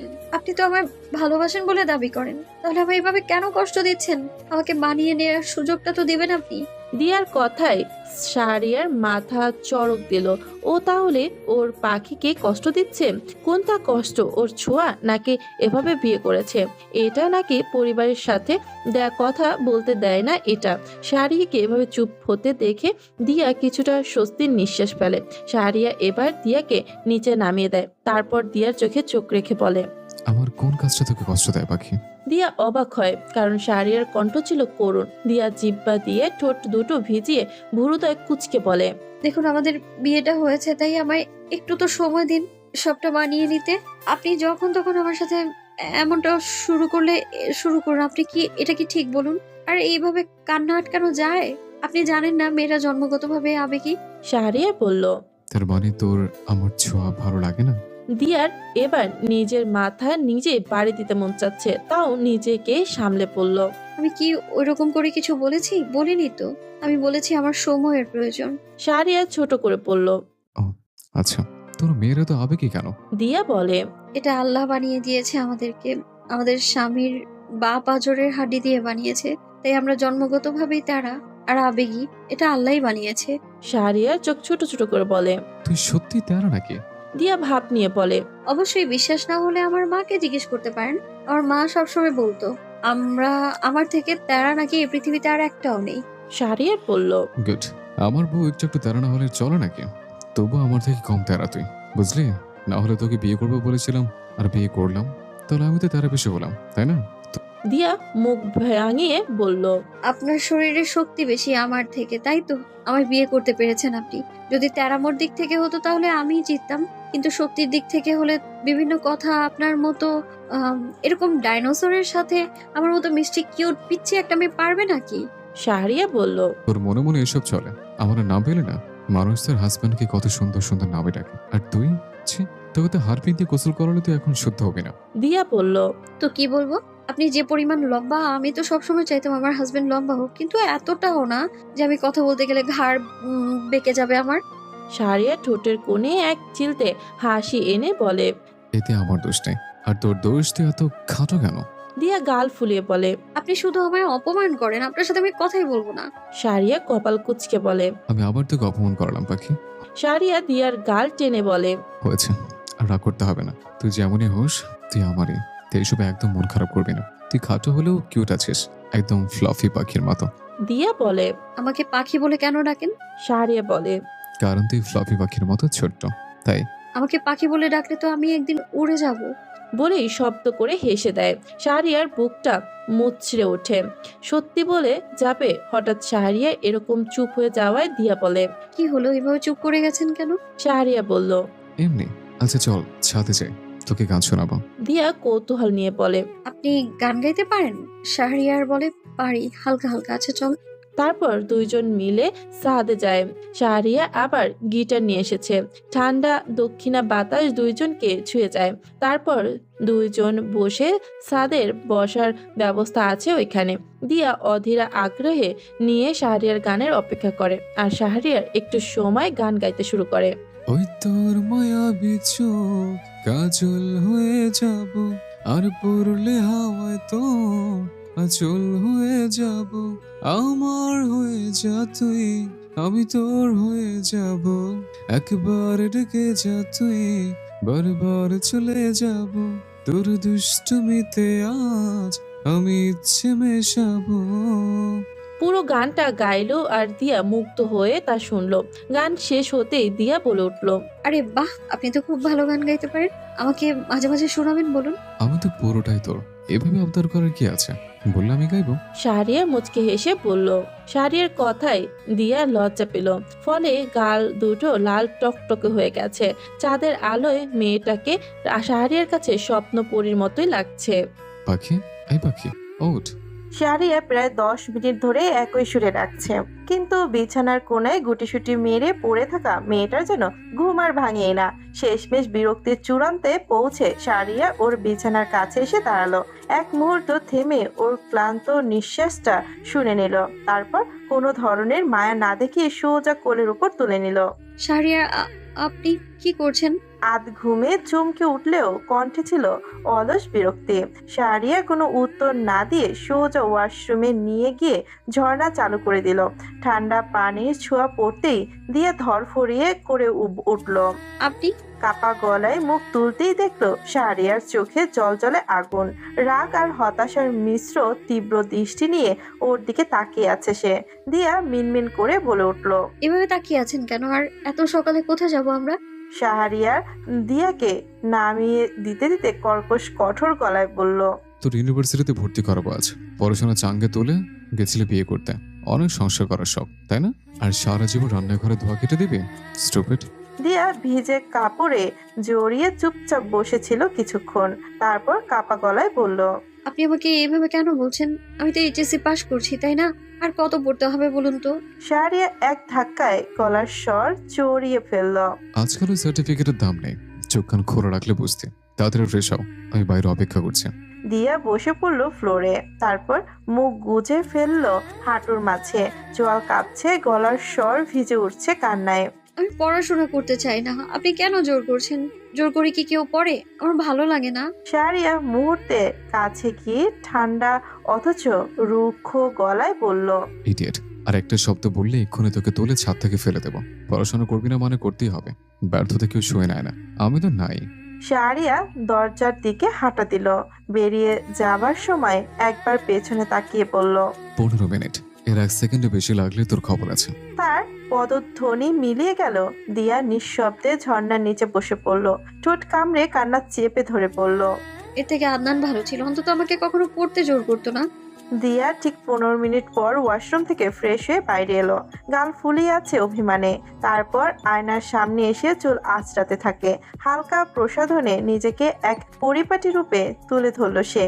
কিন্তু বেরিয়ে প্রথম যে চিত্ত তার দৃষ্টিতে পড়েছিল, তার হৃদয়ের ভেতরে এক ধরনের ক্ষীণ কষ্টের রেখা এঁকে দিল। শাহরিয়া সোফায় বসে ফোনে চোখ রেখে স্ক্রল করে যাচ্ছে। তার উপস্থিতি যেন এক বিন্দু পরিবর্তন আনলো না পুরুষটির চোখে মুখে। একটিবারও তাকালো না তার দিকে। এমন উদাসীনতা সহ্য করার মতো নয়। দিয়া ক্ষণিকের জন্য দাঁড়িয়ে রইল, ঠোঁটের কোণে অভিমানী অস্পষ্ট রেখা। আমি পড়তে চাই না। এটা কি উনি বুঝতে পারছে না, নাকি বুঝেও চুপ করে আছে? নিজের প্রতিচ্ছবির দিকে তাকিয়ে মনে মনে বলে উঠল সে। চুপচাপ দাঁড়িয়ে রইল আয়নার সামনে। কালো জিন্স, সাদা ফ্লার কুর্তি আর হালকা ডাস্টি রোজ রঙের এক টুকরো শিফন ওড়না মোড়ানো সে আজ যেন নিজেকেই নতুন করে দেখে নিল, অথচ তার সমস্ত সৌন্দর্য যেন অর্থহীন মনে হয় যখন এই মানুষটার চোখে সে অনুপস্থিত থাকে। পরক্ষণে আবার ভাবলো, আমি ওনাকে নিয়ে এত কেন ভাবছি? আমি তো ওনাকে ভালোই বাসি না। শাহরিয়া আর চোখে একবার তাকালো। তাকে যে উপেক্ষা করছে এমনটা বলা যাবে না, বরং মনের গভীর থেকে উপচে পড়ছিল যে এক মৃদু প্রশংসা। ওই সাদামাটা সাজেই দিয়া যেন আজ ক্ষীণ ফ্লপি সাদা পাখির মতো লাগছে, হালকা কোমল কিন্তু অভিমানী। রাগ বেশিক্ষণ ধরে রাখতে পারেনি শাহরিয়া। উঠে দাঁড়িয়ে ধীরে ধীরে এগিয়ে গেল দিয়ার পাশে, গিয়ে দাঁড়াতেই এক পাশে সরে যেতে চাইল, কিন্তু শাহরিয়া হাত বাড়িয়ে তার আঙুলগুলো নিজের মুঠোয় ভরে নিল, শক্ত করে নয় কিন্তু নিশ্চিন্ত ভাবে, যেন বলছে এবার আর যেতে দেব না। দিয়া কিছু বলল না, তার চোখে শাহরিয়ার দিকে একটিবারের জন্য তাকালো না। সে যে অভিমানে জর্জরিত। কি হচ্ছে ফ্লাফি, আমার উপর রাগ করেছিস বুঝি? শান্ত কণ্ঠে প্রশ্ন করলো শাহরিয়া, কিন্তু কোনো সাড়া নেই। দিয়া মুখ ফিরিয়ে অন্যদিকে তাকিয়ে রইল, যেন সে এক অদৃশ্য দেয়াল তুলে দিয়েছে নিজেদের মাঝে। শাহরিয়ার মুখে রাগের ছায়া নেমে এলো। এভাবে উপেক্ষা সে সহ্য করতে পারে না। হঠাৎ দিয়ার কোমরে হাত রেখে শক্ত করে চেপে ধরলো জামার উপর দিয়ে। দিয়া হঠাৎ কেঁপে উঠল, চোখ মুখ মুচড়ে উঠল ব্যথায় ও বিস্ময়ে। রাগ করেছিস? অভিমান হয়েছে, ভালো কথা। শাহরিয়া এবার তার কানের কাছে মুখ এনে ফিসফিস করে বলল, কিন্তু আমাকে ইগনোর করার সাহস যেন না দেখাস, আমি সেটা সহ্য করতে পারি না, বুঝছিস? দিয়া ধীরে ধীরে মাথা নাড়ালো, যেন বোঝালো সে বুঝেছে, সে মেনে নিয়েছে। শাহরিয়া গভীর এক চুম্বন এঁকে দিল তার কপালে, যেন শান্তি নয় বড় ক্ষমার শিলমোহর। আচ্ছা চল, দেরি হয়ে যাচ্ছে, তুই যতই তালবাহানা করিস পড়তেই হবে তোকে। ক্ষীণ এক স্নেহ মিশ্রিত দৃঢ়তায় বলল সে। এরপর তার তুলতুলে ছোট্ট হাতখানি নিজের শক্তপোক্ত হাতে নিয়ে এগিয়ে গেল। বাইরে পৌঁছাতেই একজন গার্ড দরজা খুলে দিল। দিয়া গাড়িতে উঠলো আগে, তারপর শাহরিয়া। প্রথম গাড়ির পেছনে আরো 5টি গাড়ি ধীর গতিতে চলল। দিয়া চোখে বিরক্তির ছায়া ফুটে উঠল। এই অতিরিক্ত পাহারায়, এই নিয়ন্ত্রিত জীবনে সে হাঁপিয়ে ওঠে মাঝে মাঝে। সে তো স্বাধীন পাখি হতে চায়, কারো দয়া বা শাসনের ভারে না থেকে নিজস্ব ছন্দে বাঁচতে চায়। কিন্তু আজও সে বন্দিনী থেকেই গেল, অদৃশ্য অথচ অমোচনীয় শৃঙ্খলা। প্রায় আধা ঘন্টা যাত্রার পর কালো রঙের গাড়িটা এসে থামে এক বিশাল সুসজ্জিত ক্যাম্পাসের সামনে। গেটের উপরে লেখা Swiss Federal Institute of Technology in Zurich, ETH Zurich, সুইজারল্যান্ডের সবচেয়ে বড় আর নামকরা ইউনিভার্সিটি। সাদা মার্বেলের দেয়ালে রোদের আলো পড়ে চিকচিক করছে, যেন স্বর্ণের শহরে দরজা খুলছে। একজন গার্ড এগিয়ে এসে গাড়ির দরজা খুলে দেয়। দিয়া ধীরে পায়ে রাখে মাটিতে। চারপাশে তাকাতেই চোখে বিস্ময়ের ঝিলিক খেলে যায়। এত বড় ইউনিভার্সিটি! আপন মনে ফিসফিস করে ওঠে। শাহরিয়া তখনই পাশে এসে দাঁড়ায়, সানগ্লাস নামিয়ে দিয়ার দিকে তাকায়, হালকা এক হাসি দেয়, তারপর দিয়ার হাতটা ধরে নিয়ে বলে, চল, তোর জীবনে তো এখন অনেক কিছু দেখা বাকি, এটা তো কেবল শুরু। দিয়া অবাক হয়ে ওর চোখের দিকে তাকায়, যেন এই মুহূর্তের কোনো নাটকীয় গল্পের ভেতর ঢুকে পড়েছে সে। তারা দুজনে একসাথে গেট পার হতেই আশেপাশের অনেকে থমকে যায়। ছেলেরা চোখ কুচকে দেখে আর মেয়েরা ফিসফিস করে। শাহরিয়া তালুকদার, ও না ETH জুরিশের টপার ছিল? উনি তো এখন বিশাল বিজনেসম্যান। উফ, শাহরিয়া কার হাত ধরে রেখেছে, ওনার বোন নাকি বউ? আর ভাবতে চায় না, দু একটা মেয়ে তো মন ভেঙে যায়। ক্রাশ বয়ের লিস্টে নাম আছে যার, সে এখন একজন মেয়ের সঙ্গে। শাহরিয়া এসবের কিছুই পাত্তা না দিয়ে সোজা দিয়াকে নিয়ে প্রিন্সিপালের অফিসে ঢুকে পড়ে। অফিসে ঢুকতেই ভদ্র বয়স্ক এক ভদ্রলোক অবাক হয়ে চোখ বড় বড় করে বলে ওঠে, আরে শাহরিয়ার, তুই হঠাৎ ইউনিভার্সিটিতে? শাহরিয়া ভদ্রভাবে হেসে বলে, আসলে স্যার, আমার ওয়াইফ দিয়া তালুকদার, ওকে এখানে ভর্তি করাবো। যেহেতু আমি নিজে এই ক্যাম্পাসের ছাত্র ছিলাম, এখানকার পরিবেশ, মান সবকিছুই চেনা জানা, তাই ভরসা পাচ্ছি আপনাদের হাতে ওকে তুলে দিতে। স্যার তখন মুচকি হেসে বলেন, ভালো করেছো। এখানে সে পুরো নিরাপদ থাকবে, চিন্তা করো না। এর জন্য যা যা প্রয়োজন আমরা দেখছি। প্রিন্সিপালের সঙ্গে কথার মাঝখানে দিয়া খেয়াল করে শাহরিয়া এমন হাসি মুখে কথা বলছে যে দেখে বিশ্বাসই হয় না এই সেই লোক যে বাসায় এক একটা কথায় খালি ঝাড়ি মারে। সে চোখ পাকিয়ে মনে মনে বলে, এই বেটা খচ্চর আমার সাথে তো সবসময় রাগি মুডে কথা বলে, আর এখানে কত মিষ্টি মিষ্টি করে হাসছে। নাটকবাজ একেবারে। দিয়া মুখটা ভেঙচি কেটে তার পাশে বসে থাকা শাহরিয়া সেটা দেখে হঠাৎ থেমে ওর কানে কানে ফিসফিস করে বলে, এই ভেঙচি যদি আরেকবার কাটিস না, তাহলে আজকে বাসায় যে এমন অবস্থা করব, 1 মাস আর বিছানাতে ঘুরতে পারবি না। দিয়ার হাসি উজ্জ্বল মুখখানা হঠাৎ চুপসে যায় আর শাহরিয়া তা দেখে মুচকি হাসে। শাহরিয়া দিয়াকে ক্লাসে দিয়ে গেল আর বলে গেল, আমি ড্রাইভারকে বলে দিয়েছি ক্লাস শেষ হতেই যেন তোমায় নিয়ে সোজা বাড়ি যায়, আর অন্য কোথাও যেন না আবার আর কোনো ছেলের সঙ্গে কথা বলবে না দিয়া, স্পেশালি একদম না। দিয়া কেবল মাথা নাড়ে, হালকা গলায় বলে, এই হুর পেছনে লুকিয়ে থাকা নিঃসঙ্গতা, অভিমান কিংবা রাগ শাহরিয়া বুঝলো না, কিংবা বুঝেও না বোঝার ভান করলো। তারপর শাহরিয়া চলে গেল। দিয়া একদম গভীর নিঃশ্বাস নেয়, যেন কোনো ভারী শিকল পায়ে বাঁধা ছিল যা খুলে গেছে, যেন সে বন্দিত্ব থেকে মুক্তি পেয়েছে। ক্লাসরুমে ঢোকার সাথে সাথে ঘটলো ছোট্টখাটো এক হালকা ঝড়। এই যে এই মেয়ে, তুমি কি নতুন এসেছিস এই সেমিস্টারে? তুমি কি দিয়া? ওই যে শাহরিয়া তালুকদার তোমাকে অ্যাডমিশন করে গেলেন, উনি কে তোমার? ক্লাসরুমের মেয়েরা ঘিরে ধরে দিয়াকে, কেউ আগ্রহে কেউ অবিশ্বাসে তাকায় তার মুখের দিকে। দিয়া গোল গোল চোখে একবার চারপাশটা দেখে মনে হয় যেন কোনো অপরাধ করে ফেলে ধরা পড়েছে। একজন মেয়ে একটু হেসে বলে, আচ্ছা বলো তো, তোমার আর শাহরিয়ার তালুকদারের কি সম্পর্ক? হ্যাঁ হ্যাঁ, ওই স্যুট পরা হ্যান্ডসাম মানুষটা।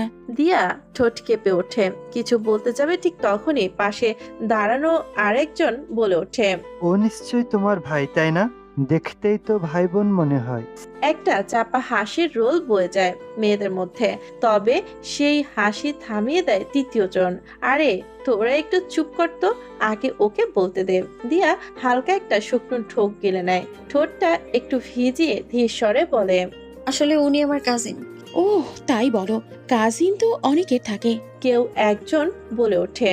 তবে দিয়া তখনও থামে না, সে চোখ নামিয়ে আরেকটু নিচু গলায় বলে, কিন্তু এখন উনি আমার হাজবেন্ড। এক মুহূর্তে ক্লাসরুমের নিস্তব্ধতা নেমে আসে। কি মিলিত বিস্ময়ে গর্জন যেন ধাক্কা দিয়ে দেয় দিয়ার চারপাশটা। তারপরে ফিসফিস, চমক, বিস্ময়ের ঢেউ। কেউ চোখ কপালে তোলে, কেউ আবার হঠাৎ নিঃশ্বাস নিতে ভুলে যায়। আর দিয়া, সে যেন আবারও বন্দিত্বে চলে যায়। এইবার আর শিকলে নয়, এইবার তা ছিল প্রশ্নের, অবিশ্বাসের, কৌতূহলের। হঠাৎ নিচ্ছিদ্র নীরবতা ছিন্ন করে কণ্ঠস্বরটি যেন বজ্রপাতের মতোই নামলো ক্লাসরুমে। হয়েছে, মাত্র এসেছে আর তোরা কি শুরু করে? এভাবে কেউ বিরক্ত করে কাউকে? মেয়ে মাত্র এসেছে, ভয় পায় তো। মুহূর্তেই সবার নজর ঘুরে যায় পেছনের দিকে। এক ঝটকায় নিস্তব্ধতা চিরে তাকিয়ে থাকে সবাই সেই ছেলেটার দিকে। তার চোখে ছিল দৃঢ়তা, ঠোঁটে হালকা চেপে ধরা এক ধরনের বিরক্তি, আর মুখে অদ্ভুত এক বাঙালি ছাপ। দিয়া এক দৃষ্টিতে তাকিয়ে থাকে তার দিকে, কিছুটা অবাক হয়েও যায়। সুইজারল্যান্ডের একজন খাঁটি বাঙালি ছেলে এতটা দূরত্ব পেরিয়ে ঠিক এই ক্যাম্পাসে, এটা কি কাকতালীয় নাকি নিয়তির খেলা? তার কথা শুনে ক্লাসরুমে একটা চাপা গুঞ্জন উঠে সবাই আস্তে আস্তে নিজেদের সিটে গিয়ে বসে।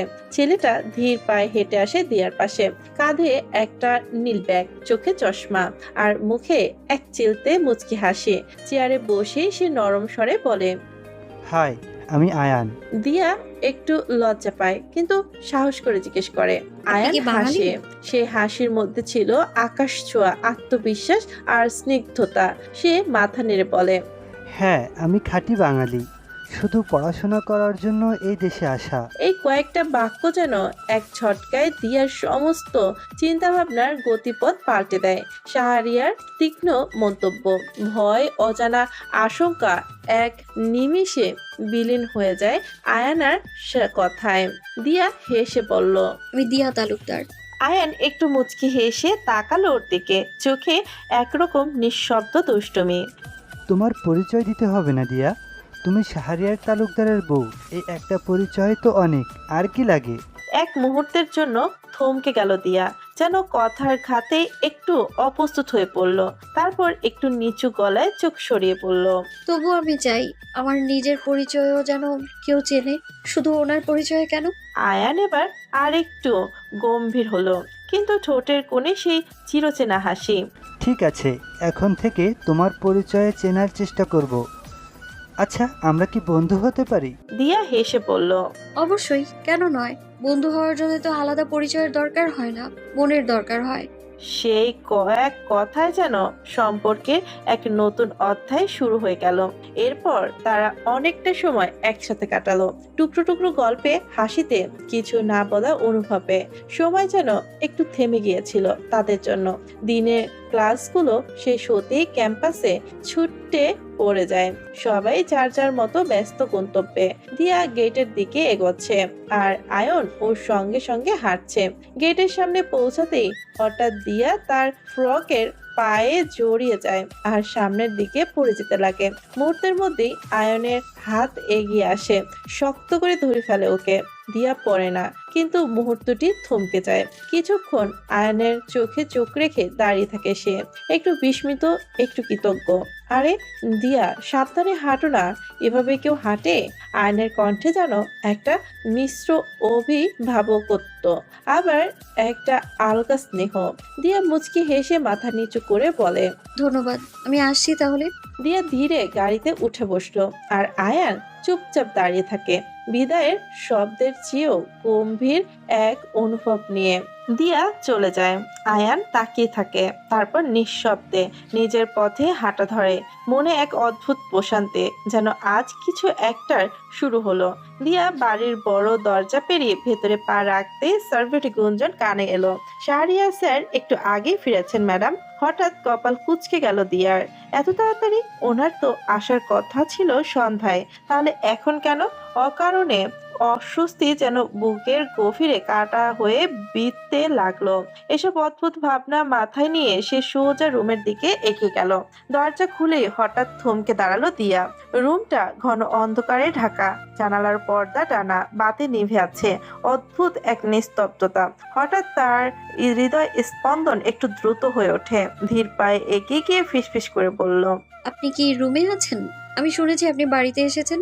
হঠাৎ ক্লিক শব্দে ঘরের বাতি জ্বলে উঠল। আলোয় চোখ সইতে না পেরে দিয়া একটু চমকে উঠল। তার আগেই এক শক্ত বাহু তাকে টেনে নিয়ে গেল ওয়াশরুমের দিকে। আপনি কি পাগল হয়ে গেছেন? কি করছেন এভাবে? হাত ছাড়ুন আমার, ছাড়ুন আমায়। দিয়া আতঙ্কে ছটফট করতে লাগলো। শাহরিয়ার কোনো কথা না বলে পানির ট্যাপ ছেড়ে দিলেন। এক হাতে দিয়ার কবজি চেপে ধরে অন্য হাতে সাবান নিয়ে ঘষতে লাগলেন। প্রথমে অল্প, তারপর ধীরে ধীরে সেই ঘষে দেওয়া রূপ নিল হিংস্রতায়। ব্যথা পাচ্ছি। সমস্যা কি আপনার? এভাবে কেন ঘষছেন? চোখে পানি জমে উঠলো দিয়ার। শাহরিয়ার চোখ দুটো অদ্ভুত আগুনে জ্বলছিল। তোর হাত অপবিত্র হয়ে গেছে, ওই ছেলেটা তোকে ধরেছে, আমি দেখেছি। তুই কিভাবে দিলে ওর মধ্যে কাউকে তোকে ছোঁয়ার অধিকার? দিয়া ভীষণ রেগে গিয়ে চিৎকার করলো, পড়ে যাচ্ছিলাম, ও আমাকে সামলেছে। আপনি এতটা নিচে নামতে পারেন? শাহরিয়ার কোনো উত্তর দিল না, রাগে চোখ লাল। পকেট থেকে হঠাৎ রুমাল বের করে দিয়ার মুখে বেঁধে দিল, যেন থামিয়ে দিতে চায় তার প্রতিবাদ। এক হাতে হাত ধুতে লাগলো, অন্য হাতে চেপে ধরে রাখলো।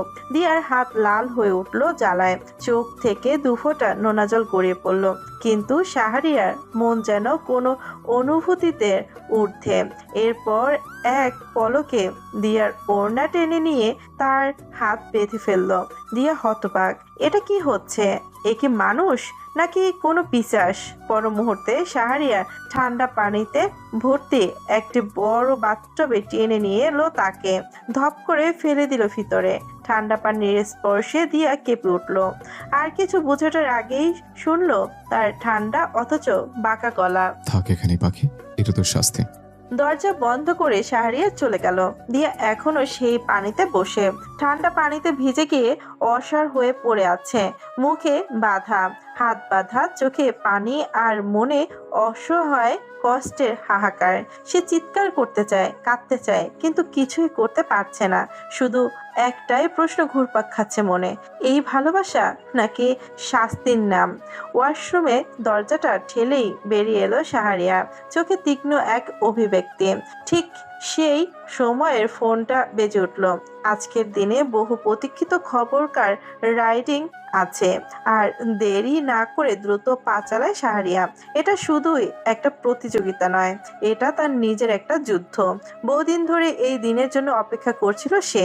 তার শত্রু, তার অহংকারের প্রতীক লিও। আজ ফাইনাল রেসে মুখোমুখি হবে তারা। শাহরিয়া মনে মনে ভাবে, যেদিন লিও হারবে ওর মুখে সেই পরাজয়ের চিহ্ন দেখে যে শান্তি পাবো তা পৃথিবীর কোনো জয় দিয়েও পাবে না। ঠোঁটের কোণে এক বাঁকা হাসি খেলে যায়। প্রায় 20 মিনিট পর সে পৌঁছে যায় নির্ধারিত রেস স্পটে। সাথে সাথেই এগিয়ে আসে তার দুই পুরনো বন্ধু সোহাগ আর নুসরাত। গাড়ি থেকে নেমেই নুসরাত ছুটতে আসে ওর দিকে, চোখের উৎকণ্ঠা আর কণ্ঠে কম্পন। সে বলে ওঠে, শাহরিয়া এসব করিস না, তোর ক্ষতি হয়ে যাবে। তুই তো জানিস লিও কেমন, ওর মধ্যে মায়া দয়া বলে কিছু নেই। প্লিজ ছেড়ে দেই প্রতিযোগিতা। শাহরিয়া হেসে ওঠে, কিন্তু সেই হাসি স্বস্তির নয়, বরং তা বিষাদে মেশানো বিদ্রুপ। শাহরিয়া ধীর কণ্ঠে বলে, তুই কি ভাবিস আমাকে দেখে মনে হয় আমি ছেড়ে দেবো ওকে? কখনোই না, আমি প্রতিশোধের জন্য আছি এখানে। গাড়ির দিকে এগোতেই শাহরিয়ার চোখে পড়ে লিওকে, যেন এক আকস্মিক সাক্ষাৎ। তবু লিওর চোখে ছিল এক অভিমন্ত্রিত আত্মবিশ্বাস। চোখে চোখ পড়তেই লিও হালকা এক হাসি ছুড়ে দেয় শাহরিয়ার দিকে।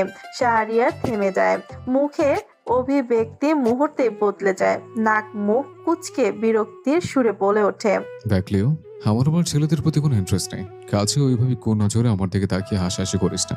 আর একটা কথা, বাই এনি চান্স তুই ওইসব না তো? আচ্ছা। এক মুহূর্তের জন্য থতমত খেয়ে যায় লিও, চোখে মুখে বিস্ময়ের ছাপ, যেন কথার চোটে হোঁচট খেয়েছে। তবুও নিজেকে সামলে নিয়ে দাঁত কিরমির করে বলে উত্তর দেয়, শালা, আজকে দেখে নেব তোকে। শাহরিয়ার ঠোঁটের কোণে তখনও এক তাচ্ছিল্যের হাসি। I know I am handsome, তাই বলে সারাদিন দেখবি নাকি আমাকে? লিও আর কিছু বলে না, কেবল একবার কঠিন চোখে তাকিয়ে সরে দাঁড়ায়। তার ভেতরটা যেন টকবক করছে, কিন্তু মুখে কিছু না বলে নিজেকে আটকে রাখে। এই থমথমে উত্তেজনার মাঝেই শুরু হয় গাড়ির রেসের রিডিং। একটার পর একটা গাড়ি স্টার্ট নিচ্ছে, সময় যেন দ্রুত ছুটে চলছে। প্রতিটা মুহূর্তেই উত্তেজনা জমে উঠেছে। প্রায় 1 ঘন্টা ধরে চলা সেই প্রতিযোগিতায় শাহরিয়া এগিয়ে চলে এক অদম্য দৃঢ়তায়। শরীরের প্রতিটি স্নায়ু টান টান, কিন্তু চোখে আছে অদ্ভুত এক আগুন। ব্যথা পাচ্ছে, তবুও থেমে যায় না। যেন জেতাটা শুধু রেসের জন্য নয়, এই জয় তার আত্মসম্মান, তার অস্তিত্বের। শেষে যখন শাহরিয়ার নাম ঘোষণা করা হয় বিজয়ী হিসাবে, চারপাশে করতালির ঝড় ওঠে, কিন্তু তার মুখে তখন এক নীরব গম্ভীর বিজয়ের হাসি। শাহরিয়া মনে মনে বলছে, এই জয় আমার, শুধু আমার। শাহরিয়া লিওর উদ্দেশ্যে বলে, তুই সারা জীবন লুজারে থাকবি। সোহাগ কাঁধে হাত রেখে একটু নমনীয় সুরে বলল, অনেক হয়েছে ভাই, চল আর কষ্ট দিস না নিজেকে। হাত কপালের যা অবস্থা করেছিস, চল ব্যান্ডেজ করে দিই। এই অবস্থায় তোকে দিয়া দেখলে কেমন লাগবে বলতো? দিয়া শাহরিয়ার চোখে ভেসে উঠল মেয়েটার মুখ, নিষ্পাপ নির্ভেজাল হাসিটা। বারান্দার পাশে দাঁড়িয়ে থাকা চুপচাপ সেই মেয়েটিকে যে 1 ঘন্টারও বেশি রেখে এসেছিল বাথটবে কোনো ব্যাখ্যা না দিয়ে, সেটা সে নিজেও ভুলে যায়নি কিংবা ভুলতে পারেনি। এক মুহূর্তে যেন আগুন লেগে গেল শাহরিয়ার মাথার ভেতরে। সে কোনো কথা না বলে উঠে দাঁড়ালো, তড়াক করে গাড়ির দিকে হাঁটতে শুরু করলো। আর পর মুহূর্তে গাড়ির শব্দে কেঁপে উঠলো বাড়ি। এই ছেলে কোনো একদিন ঠিক হবে সে আশা করাও পাপ। নুসরাত হতাশ হয়ে পড়ল। সুহাগ পাশ থেকে দীর্ঘশ্বাস ফেলে যোগ করলো, কখনো কি মনে হয় ওর কে কেমন কষ্টে থাকে তা নিয়ে বিন্দুমাত্র ভাবনা আছে? তারা দুইজনেরই জানতো দিয়া নামে সেই মেয়েটাই একমাত্র মানুষ যার নাম শুনলে শাহরিয়ার ভেতরে এরকম অস্থিরতা জন্মায়। হয়তো এখনো সে চুপচাপ ভালোবাসে, হয়তো ভুলতে চেয়েও ভুলতে পারে না। তবে আজ সে গাড়ি নিয়ে বেরিয়ে পড়েছে কার উদ্দেশ্যে, সেটা নিয়ে সন্দেহ নেই কারো। শাহরিয়া গাড়ি থেকে নেমে দৌড়ে বাড়িতে ঢুকে তারপর সিঁড়ি বেয়ে উপরে ওঠে। সার্ভিসটা বেশ অবাক হয়, কারণ শাহরিয়ার কখনো এভাবে দৌড়ায় না। তারপর শাহরিয়া দরজার চাবিটা ঘোরাতেই হৃদয়ের গতি যেন দ্বিগুণ হয়ে গেল। দম আটকানো উৎকণ্ঠা নিয়ে সে প্রায় দৌড়ে ঘরে ঢুকে পড়ল। পায়ের নিচে যেন মাটি নেই, বুকের ভেতরটা খালি খালি লাগছে। একটা অজানা শঙ্কা পেছন থেকে গলা টিপে ধরেছে। ঘরের নিস্তব্ধতা ভেদ করে সে ছুটতে গেল ওয়াশরুমের দিকে। দরজা হালকা খোলা ছিল। ভেতরে যেতেই চোখে পড়ল সেই দৃশ্য, দিয়া তার পাখি বাথটবে নিথর হয়ে পড়ে আছে। পাখি চিৎকার করে ওঠে দিয়ার কাছে গেল শাহরিয়া। কাপা হাতে তাকে কোলে তুলতেই একটা শীতল স্পর্শ বিদ্যুতের মতো করে ছড়িয়ে পড়লো সারা গায়ে। বরফের মতো ঠান্ডা, আর সেই চিরচেনা ফর্সা মুখটা যেন ফিকে রং হারিয়ে সাদা ছায়ায় রূপ নিয়েছে। তার বুক ধক করে উঠল। পাখি, এই পাখি, ওঠো প্লিজ, ওঠো। কণ্ঠস্বর কেঁপে ওঠে শাহরিয়ার, গলার সুর যেন কান্না ছুঁয়ে যায়। শাহরিয়া দ্রুত দিয়ার হাতের বাঁধন খুলে দেয়, মৃদু স্পর্শে মুখের কাপড় সরিয়ে ফেলে। চোখের কোণে এক ফোঁটা পানি জমে যায়। হেই কি সেই দিয়া যে হাসলে আকাশও থমকে দাঁড়াতো। ভেজা কাপড় বদলে তার গায়ে একটা টি শার্ট পরে দেয়, কিন্তু শরীরটা তখনও জমাট বরফের মতো। সময় যেন থেমে গেছে, শুধু দেয়াল ঘড়ির টিকটিক শব্দটা মনে করে দিচ্ছে প্রতি মুহূর্তেও হারিয়ে যাচ্ছে। পাগলের মতো শাহরিয়া দিয়াকে নিয়ে চলে আসে বিছানায়। হঠাৎ স্মৃতির কুয়াশার ভেতর থেকে একটা দৃশ্য ঝলকে ওঠে শাহরিয়ার মনে। শাহরিয়ার শরীরে যখন ঠান্ডা কাঁপন, তখন ওর মা গরম সরিষার তেল এনে হাতে পায়ে মালিশ করে দিত। কত যত্ন, কত ভালোবাসা ছিল সেই মুঠোফোনে মুখে হাসি জড়ানোর দিনগুলোতে। শাহরিয়া আর দেরি না করে পাশের বোতলটাও চাপ দেয়। কয়েক সেকেন্ডের মধ্যেই সারা মেলে তাড়াতাড়ি গরম সরিষার তেল নিয়ে আসো। গলা ধরে আসে শাহরিয়ার, তাড়াতাড়ি প্লিজ, 5 মিনিট। কিন্তু সে সময় যেন 5 শতাব্দীর মতো দীর্ঘ। তার দৃষ্টিতে শুধু দিয়া, তার ঠান্ডা শরীর আর বদ্ধ চোখের নিচে জমে থাকা ক্লান্তি। আর জীবনের সব অহংকার, সব রাগ, সব অভিযোগ মিলিয়ে যায় সেই একটুখানি নিঃশ্বাস চাওয়ার আকুতির সামনে। কেবল সে চায় দিয়া চোখ খুলুক, আর কিচ্ছু নয়। শাহরিয়া বারবার সরিষার তেল হাতে নিয়ে দিয়ার হাত পা গলা ঘষে দিচ্ছিল। উত্তাপ ফিরিয়ে আনার মরিয়া চেষ্টা সারা শরীরে ছড়িয়ে দিচ্ছিল ভালোবাসা আর উদ্গিন্নতার উষ্ণ পরশ। দিয়া কোনো সাড়া দিচ্ছিল না। নিথর ঠান্ডা যেন এক অপ্রথাবিত ঘুমে তলে গেছে। শাহরিয়া আর থাকতে পারলো না। ধীরে ধীরে দিয়ার নিস্তেজ শরীরটাকে নিজের বুকের মাঝে নিয়ে শুয়ে পড়ল। তার 2 হাতের বাঁধনে যেন চিরচেনা আশ্রয় খুঁজে পায়। হঠাৎ কথা বলছিল না শাহরিয়া, শুধু নিঃশ্বাস মিলিয়ে দিতেছিল উষ্ণতা, যেন তার সমস্ত উষ্ণ জীবনটুকু দিয়ার নিথর শরীরে সঞ্চার করে দিতে চায়। সময় যেন থেমে গিয়েছিল। প্রায় আধা ঘন্টা পর একটা হালকা নড়াচড় অনুভব করলো শাহরিয়ার। তার বুকের ভেতর কাঁপুনি শুরু হলো। দিয়া আস্তে আস্তে চোখ পিট পিট করে খোলার চেষ্টা করলো। সে যেন বুঝে উঠতে পারছিল না এই কেমন অনুভূতি, কোথায় সে এখন, কে তাকে আঁকড়ে আছে এমন শক্তভাবে। হঠাৎ ওর দৃষ্টি পড়ল শাহরিয়ার চোখে।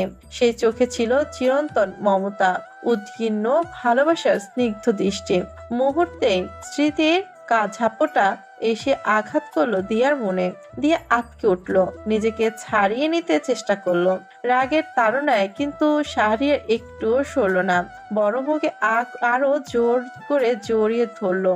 একটা বুক যেন বলে উঠলো, এই বুকেই তুমি নিরাপদ পাখি, ছেড়ে দিলে তো তুমি হারিয়ে যাবে। দিয়া এবার এক ঝটকায় চোখ তুলে চিৎকার করে উঠলো, আমাকে ছাড়ুন, আমি থাকবো না আপনার কাছে। আপনি একটা সাইকো। কিভাবে আপনি আমাকে এইভাবে বাথটাবে ফেলে রেখে গেলেন, তাও মুখ আর হাত বেঁধে? এটা ভালোবাসা না, এটা বিকৃত একটা আবেগ। দিয়ার কণ্ঠ কাঁপছে রাগে আর হতাশায়। আপনি ভালোবাসা বলতে কিছুই বোঝেন না। আপনি জানেন না কিভাবে কাউকে ভালোবাসতে হয়, কিভাবে ভালোবাসতে হয় জানেন না আপনি। কান্নায় গলা রুষ্ট হয়ে গেল। দিয়া নিজেকে ছাড়ানোর জন্য মরিয়া হয়ে উঠল, কিন্তু শাহরিয়া তাকে ছাড়লো না, বরং আরো শক্ত করে জড়িয়ে ধরে বলল, আমি সরি পাখি, ক্ষমা করে দে আমায়। আমি তোকে ফিরে যেতে চাইনি। তুই জানিস না আমি কতটা চলে উঠি যখন দেখি তোকে কেউ ছুঁয়ে দেয়। তোর হাত একটা ছেলে ধরেছিল, আমি নিতে পারিনি পাখি। আমার ভালোবাসা এরকমই, তীব্র, দুঃসহ, পাগলামি মেশানো। শাহরিয়া চোখে তীব্র কষ্ট আর অতীতের অন্ধকারের ছায়া। তারপর বলতে লাগলো, ছোটবেলায় মাকে হারিয়েছে, তখন থেকে আমি ছন্ন ছাড়া একটা পাখি, যার নিজের জন্য কেউ ছিল না, কোনো ঘর ছিল না। কেউ কখনো বলে দেয়নি কিভাবে নিজেকে সামলাতে হয়, কিভাবে ভালোবাসতে হয়। শাহরি একটু থেমে গম্ভীর দৃষ্টিতে দিয়ার চোখে চেয়ে পড়ল। কিন্তু এখন তুই আছিস পাখি, তোকে নিয়ে আমি নিজের ভাঙা জীবনটাকে গুছিয়ে নিতে চাই। আমাকে নিজের মতো করে ভালোবাসতে দে। আমি আর এমন কিছু করবো না, আমি তোকে হারাতে পারবো না পাখি। দিয়া কিছুক্ষণের জন্য স্তব্ধ হয়ে গেল। শাহরিয়ার কণ্ঠে যেন অনুতাপ, যে ভাঙন তা ছিল কৃত্রিমতার বাইরে, একেবারে গভীর থেকে উঠে আসা। তার চোখের পানি যেন দিয়ার হৃদয়ে আঘাত করলো এক মায়াবী অনুরোধ নিয়ে। ঘরের নিস্তব্ধতায় শুধু দুটো ছিন্ন ভিন্ন আত্মার নিঃশ্বাস শোনা যাচ্ছে, একটা পাগলামি মেশানো ভালোবাসা আর একটা দোলচলের কান্না। শারীরের আকুতি আর কণ্ঠের গভীরে যে শূন্যতা ফুটে উঠেছিল তা দিয়ার হৃদয়টাকে যেন কাঁপিয়ে দিল। যে মায়ের আদর না পেয়েই বড় হয়েছে, যাকে ভালোবেসে কাছে টেনে কেউ বলেনি সব ঠিক হয়ে যাবে, আমি আছি তোমার পাশে, আর ও তো মায়ের কোলে মাথা রেখে ঘুমিয়েছে, অভিমান করে লুকিয়ে থেকেছে, আবার সেই কোলে ফিরে এসেছে। সেই স্নেহ, সেই আশ্রয় তো শাহরিয়া পায়নি কখনো। দিয়া নিঃশব্দে দীর্ঘশ্বাস ফেলল। যদি আমার উপস্থিতিতে ওর জীবনে একটু আলো ফোটে, যদি ও স্বাভাবিক জীবনে ফিরতে পারে, তাহলে তার চেয়ে বড় কিছু তো আর হয় না। নিজের মনে ভাবলো সে। ঠিক তখনই শাহরিয়ার গলা ভেসে এলো, খানিক চঞ্চল, খানিক অধীর। কি হলো পাখি, বলো কিছু। ধ্যান ভাঙলো দিয়ার। কিছুক্ষণ স্থির চোখে তাকিয়ে থাকলো শাহরিয়ারের দিকে, তারপর ধীরে পড়ল, ঠিক আছে, আমি থাকবো আপনার পাশে, কিন্তু আপনাকেও একটা কথা দিতে হবে। শাহরিয়ার চমকে উঠলো, তাকিয়ে রইল ওর চোখে। এই যে আপনি হঠাৎ করে রাগ করে বসেন, অকারণে অভিমান করেন, সেটা আর করবেন না। ধীরে ধীরে স্বাভাবিক হওয়ার চেষ্টা করবেন, প্রতিজ্ঞা করবেন আপনি। শাহরিয়ার কিছুক্ষণ নিশ্চুপ, তারপর এক বুক প্রশ্বাস নিয়ে বলল, আমি প্রতিজ্ঞা করছি পাখি, শুধু তুমি থাকো আমার পাশে, আমি ঠিক হয়ে যাব। দিয়ার ঠোঁটের কোণে এক টুকরো প্রশান্তর হাসি ফুটে উঠল। এটা ছিল একটা শুরু, ভাঙা ভেতরগুলোকে জোড়া লাগানোর, অন্ধকার মনখানা আলোয় ভরিয়ে তোলার এক নীরব প্রতিশ্রুতি। তারপর শাহরিয়া মুচকি হেসে রুমের বাতি নিভিয়ে দেয়। কেবল জানালার ফাঁক দিয়ে আসা হালকা আলো পড়ে আছে বিছানার চাদরে। দিয়াকে আরো গভীরভাবে জড়িয়ে ধরলো। গলার কাছে ঘেঁষে গরম নিঃশ্বাস ফেলতে দিয়া কেঁপে উঠল। আচ্ছা, তুই যা বলবি আমি তাই করব। শাহরিয়ার কণ্ঠে ফিসফিসের ঝড়, তারপরেই ঠোঁটের নরম ছোঁয়া বুলিয়ে দিল গলার রেখা ধরে কাঁধ পর্যন্ত। দিয়ার শরীরটা নিঃশব্দে সাড়া দিল, যদিও সে বলল, ছাড়ো না, এখন নয়, শাহরিয়া কিছু শুনল না, বরং আরো কাছে টেনে নিল, যেন সে দিয়ার প্রতিটা আন্দোলন মনে রাখবে। শাহরিয়া প্যান্টের বেল্ট খুলে দিল, ধীরে, চোখ শুধু আগুন। দিয়ার হাত ধরে বেঁধে ফেললো খাটের হেডবোর্ডে। দিয়া শ্বাস বন্ধ করে তাকিয়ে আছে, বিস্ময়ে, তার উত্তেজনার এক মিশ্র অনুভূতিতে। শাহরিয়ার মুখ নিচু করে ঠোঁটে ঠোঁট মেলালো আস্তে, তারপর ধীরে ধীরে আগ্রাসী। তার হাত খুঁজে নিচ্ছিল দিয়ার শরীরের প্রতিটি রহস্যময় বাক্য, আর ঠোঁট নেমে যাচ্ছিল গলার নিচে, বুকের ওপরে চুমুর আগুন জ্বালিয়ে দিচ্ছিল প্রতিটি স্পর্শে। তুমি জানো না, তোমাকে ছুঁড়ে আমার ভিতরে সব অন্ধকার আলো হয়ে ওঠে। ফিসফিস করে বলে শাহরিয়া। হঠাৎ করেই দরজা কড়া নাড়ার শব্দে ঘরের নিস্তব্ধতা ভেঙে যায়। শাহরিয়া বিরক্ত মুখে কপাল কুঁচকে উঠে বসে, যেন কেউ তার ব্যক্তিগত রাজ্যে অনধিকার প্রবেশ করেছে। কি চাই? চিৎকার করে ওঠে। ওপাশ থেকে একজন সার্ভেন্ট স্টাফের বিনতি কণ্ঠে ভেসে আসে। স্যার, আপনার বন্ধুরা এসেছেন, নিচের সোফায় বসে আছেন, আপনার সঙ্গে দেখা করতে যাচ্ছেন। একটা দীর্ঘ নিঃশ্বাস ছেড়ে না চাইতো শাহরিয়া বলল, আমি আসছি, ওদের বসতে বলো। তারপর চোখ ঘুরিয়ে পাশের বিছানায় চোখ রাখে। শাহরিয়া হেসে বলল, এখন তো বেঁচে গেলে, কিন্তু রাতে বাঁচতে পারবি না ফ্লাফি পাখি। এই বলে দিয়ার গালে ঠাস করে একটা চুমু খেয়ে নেয়। তারপর বিছানা ছেড়ে উঠে দাঁড়িয়ে দ্রুত শার্ট গায়ে জড়িয়ে নেয়। দরজার দিকে যেতে যেতে বলে, তুই যদি নিচে আসিস তাহলে প্লিজ ওই টি শার্ট পরে এসো। এই হট লুকটা কেবল আমিই দেখবো, তুই চেঞ্জ করে আসিস। বলেই বেরিয়ে যায় রুম থেকে। দিয়া কিছুক্ষণ শাহরিয়ার যাওয়ার দিকে তাকিয়ে থাকে, তারপর মুখ বাঁকিয়ে বলে ওঠে, শালা খাটাস, একবার তো এমন ঝাঁপ দেয় যেন আমি বিছানা না হয়ে ট্রাম্পোলিন। আমি বিশাল ডাইনোসরের মতো শরীরটা দিয়ে পুরো চ্যাপ্টা বানিয়ে দিল আমায়। আর আমি বা কম কিসে? মাথায় বুদ্ধি নেই আমার একটু। ওই অবস্থা নিয়ে নিচে যাবো বুঝি আমি? অবশেষে দিয়া ক্লোজেটের দিকে এগিয়ে গিয়ে একটা জিন্স আর টপ তুলে নেয়। তারপর ধীর পায়ে ওয়াশরুমে ঢোকে ফ্রেশ হয়ে প্রস্তুত হতে। শাহরিয়া সিঁড়ি বেয়ে নিচে নেমে এলো। ড্রয়িং রুমের নরম আলোয় নুসরাত আর সোহাগকে সোফায় বসে থাকতে দেখে থমকে গেল এক মুহূর্ত। তারপর নিঃশব্দে তাদের পাশে গিয়ে বসে পড়লো। ঘর জুড়ে এক ধরনের চাপা নীরবতা নেমে এলো। নুসরাত খেয়াল করলো শাহরিয়ার কাটা হাতের দিকটা। কিছু না বলে ধীরে ধীরে উঠে গেল পাশের ক্যাবিনেটের কাছে। সেখান থেকে ফার্স্ট এড বক্স বের করে আনলো। তার মুখে কোনো প্রশ্ন ছিল না, চোখ ছিল শুধু নিরাবেগ অথচ মমতায় ভেজা এক জেদ। শাহরিয়ার তখনও চোখ বন্ধ করে বসেছিল। হঠাৎ কাচের মতো জ্বালা করে উঠলো হাতে, কেঁপে ওঠে চোখ। মেলে তাকায় দেখে নুসরাত ব্যান্ডেজ করছে। এক হাত সরিয়ে নিতে চাইলে নুসরাত থমকে তাকিয়ে দৃঢ় গলায় বলল, একদম না, যদি হাত সরাস তাহলে আমার থেকে খারাপ কেউ হবে না তোর জন্য। শব্দগুলো এমন এক ধীরতায় উচ্চারিত হলো যা ক্ষণিকের জন্য হলেও শাহরিয়াকে থমকে দিল। সে আর কিচ্ছু বলল না, চোখ ফেরালো অন্যদিকে। চুপচাপ ব্যান্ডেজ করে উঠে দাঁড়াতেই সোহাগ হঠাৎ প্রশ্ন করলো, লিও কিভাবে জানলো দিয়ার কথা? প্রশ্নটা যেন ঘরের পরিবেশ এক মুহূর্তের জমাট করে তুলল। শাহরিয়ার চোয়াল শক্ত হয়ে উঠল, চোখের পলক পড়ে না কিছুক্ষণ। ঠোঁটের কোণে শব্দ খেলে যাচ্ছিল। সে কিছু বলতে যাবে, ঠিক তখনই সিঁড়ির উপরে টুকটুক পায়ের শব্দ। মুহূর্তে চোখ ফেরালো সবাই। দিয়া নিচে নেমে আসছে, মুখে তার চিরচেনা সেই মিষ্টি হাসি। সে হেসে বলল, আরে ভাইয়া আপু কেমন আছো? সেদিন তো এলে, তারপর আর তো দেখাই নেই। আমার একা একা একদমই ভালো লাগছিল না কিন্তু। দিয়ার কণ্ঠে উচ্ছ্বাস মিলেমিশে এক অদ্ভুত সুর সৃষ্টি করলো। মুহূর্তের জন্য যেন ঘরের সব গুমট ভাব মুছে গেল। তবে শাহরিয়ার চোখে তখনও সেই এক ছায়া, চিন্তার, দুশ্চিন্তার, আর হয়তো অনাগত বিপদে। নুসরাত মুচকি হেসে বলল, আচ্ছা চলো, আজকে তোমাকে নিয়ে একটু ঘুরতে চাই। হঠাৎ যেন খুশির জোয়ার বয়ে গেল দিয়ার চোখে। সে শিশুর মতো উচ্ছ্বাস নিয়ে বলল, সত্যি? কোথায়?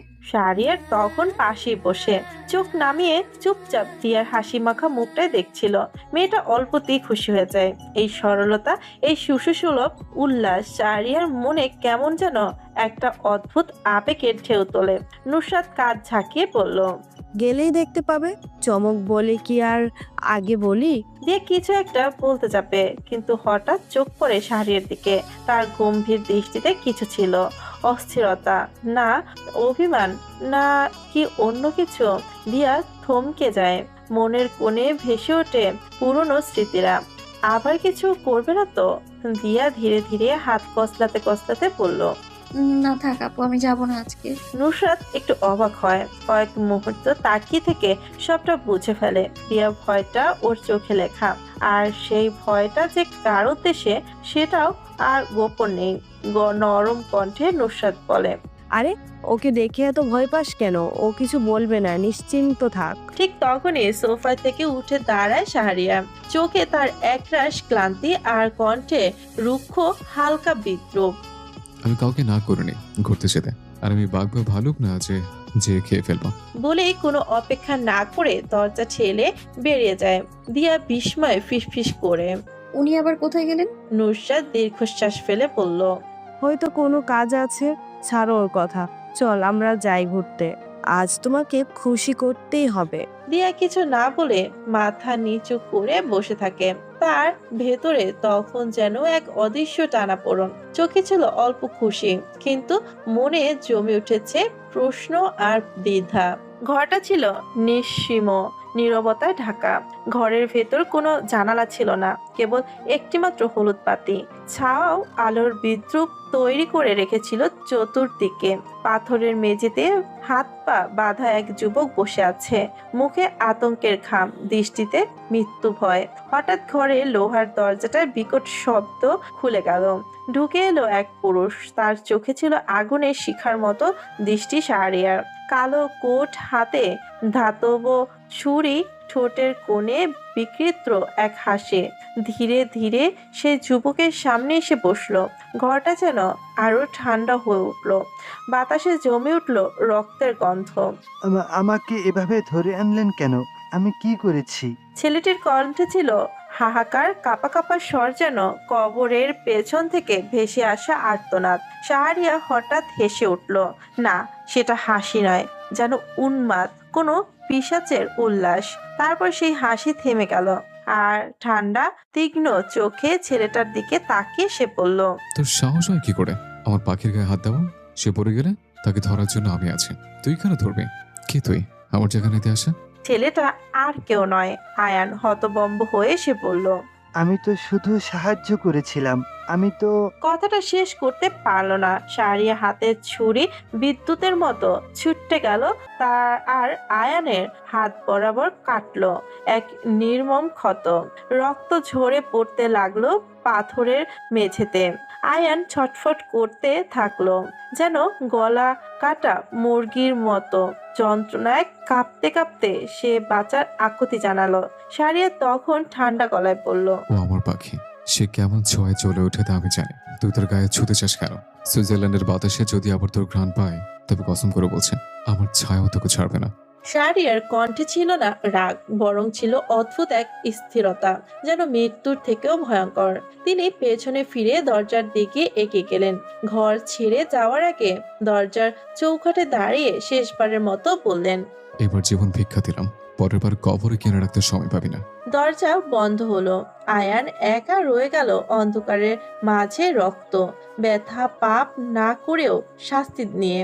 লেক জুরিখের পাড়ে বিকেল 5টা। সূর্যের আলো তখন সোনালি থেকে ধীরে ধীরে কমলা রং নিচ্ছে। হ্রদের জলে সেই আলো প্রতিফলিত হয়ে চিকচিক করছে, যেন জল নয়, গলানো স্বর্ণ। বাতাসে একটা হালকা ঠান্ডা ভাব, কিন্তু তা অস্বস্তিকর নয়, বরং শান্তিময়। হাওয়ার দোলায় হ্রদের পাহাড়ের গাছগুলোর পাতা আলতো নড়ে উঠছে, যেন সময় থেমে গেছে একটুর জন্য। দুজন মেয়ে, নুসরাত আর দিয়া, দাঁড়িয়ে আছে এক টানা তাকিয়ে। চারপাশে লোকজন আছে, কেউ হাঁটছে, কেউ সাইকেল চালাচ্ছে, কেউ বা কুকুর নিয়ে হাঁটছে। তবুও চারপাশের শব্দ যেন কানে ঢুকছে না। সবকিছু যেন এক নীরব সুরে বাজছে, শুধু তাদের জন্য। দিয়ার চোখ বড় বড় হয়ে উঠেছে, নিঃশ্বাস খানিকটা থেমে আছে। এই দৃশ্য সে কেবল ফোনের পর্দার দেখছে। এতদিন। হৃদের পাহাড়, আকাশ, আলো আর এই হিমেল বাতাস সবকিছু এক হয়ে যেন কোনো স্বপ্নের অংশ হয়ে গেছে। তার পাশে নুসরাত নিশ্চুপ দাঁড়িয়ে, কিন্তু তার চোখে যেন গর্ব, বিস্ময় আর প্রশান্তি। হৃদের ওপারে নৌকা ভাসছে ধীরে, আর দূরে বরফ ঢাকা পাহাড় যেন জেগে উঠেছে আলোয় স্নাত হয়ে। এটা কোনো কল্পনা নয়, এটা বাস্তব। এটা লেক জুরিক্ষ, এবং তারা এখন সেই বাস্তবতারই অংশ। দিয়ার কথা শুনে নুসরাত মুচকি হাসলো, তারপর বলল, টিয়া রানী কি নৌকায় উঠবে নাকি? দিয়া হ্যাঁ বোধক মাথা নাড়ালো। নুসরাত দিয়ার হাত ধরলো, তারপর ধীরে ধীরে এগিয়ে যায় কাঠের ঘাটের দিকে। হৃদের শান্ত জলে গায়ের আলোয় রং বদলাচ্ছে, কখনো সোনালি, কখনো কমলা, কখনো ধূসর নীল। ঘাটে বাঁধা ছোট্ট নৌকাগুলো আলতো করে দুলছে হাওয়ায় ছোঁয়ায়, যেন অপেক্ষায় আছে দুজন নতুন অতিথি। নৌকায় পা রাখতেই হালকা দুলুনি। দিয়া একটু থমকে যায়, ভয় নয় বরং বিস্ময়ে। নুসরাত তার হাতটা ধরলো, মৃদু হাসলো, আর দুজন মিলে বসে পড়লো নৌকার এক প্রান্তে। চালক ইঞ্জিন চালু করতেই নৌকা সরে যায় ঘাট থেকে, শহরের কোলাহলের পেছনে পড়ে যায় ধীরে ধীরে। সামনে শুধু জল, আলো আর অসীম শান্তি। নৌকার চারপাশে হৃদয়ের জল মৃদু তরঙ্গে কাঁপে, সেই কাঁপুনি আকাশের ছায়া যেন নড়ে ওঠে। পেছনে পাহাড়ে মাথায় বরফ, সামনে ডুবে যেতে থাকা সূর্য, দুয়ে মিলে এক অপ্রত্যাশিত দৃশ্য। নৌকার হালকা কাঁপুনিতে দিয়ার চুল এলোমেলো হয়ে যায়, বাতাসে উড়ে। সে চোখ বন্ধ করে সেই শীতলতার স্বাদ নিতে থাকে। তার মনে হয় জীবনে কখনোই এতটা নীরব, এতটা সত্য, এতটা স্বপ্নের মতো ছিল অনুভব করেনি। আলো, জল আর বাতাস তিনে মিলে যেন এক অদৃশ্য সঙ্গীত বেজে চলেছে, আর সেই সঙ্গীতে নুসরাত ও দিয়া এখন ভেসে যাচ্ছে লেক জুরিখের শান্ত জলে। রাত 9টা। দিয়া ব্যালকনির রেলিং ধরে দাঁড়িয়ে। শহরের নরম হলুদ আলো গুলো যেন আজ একটু বেশি মায়াবী, একটু বেশি ঘন। সারা দিনের ক্লান্তি, আনন্দ আর নরম অনুভূতির পেছনে যেন এক রহস্যময় আবরণ লুকিয়ে আছে। সন্ধ্যাটা তার কাছে স্বপ্নের মতোই ছিল। নুসরাতকে আজ অনেকবার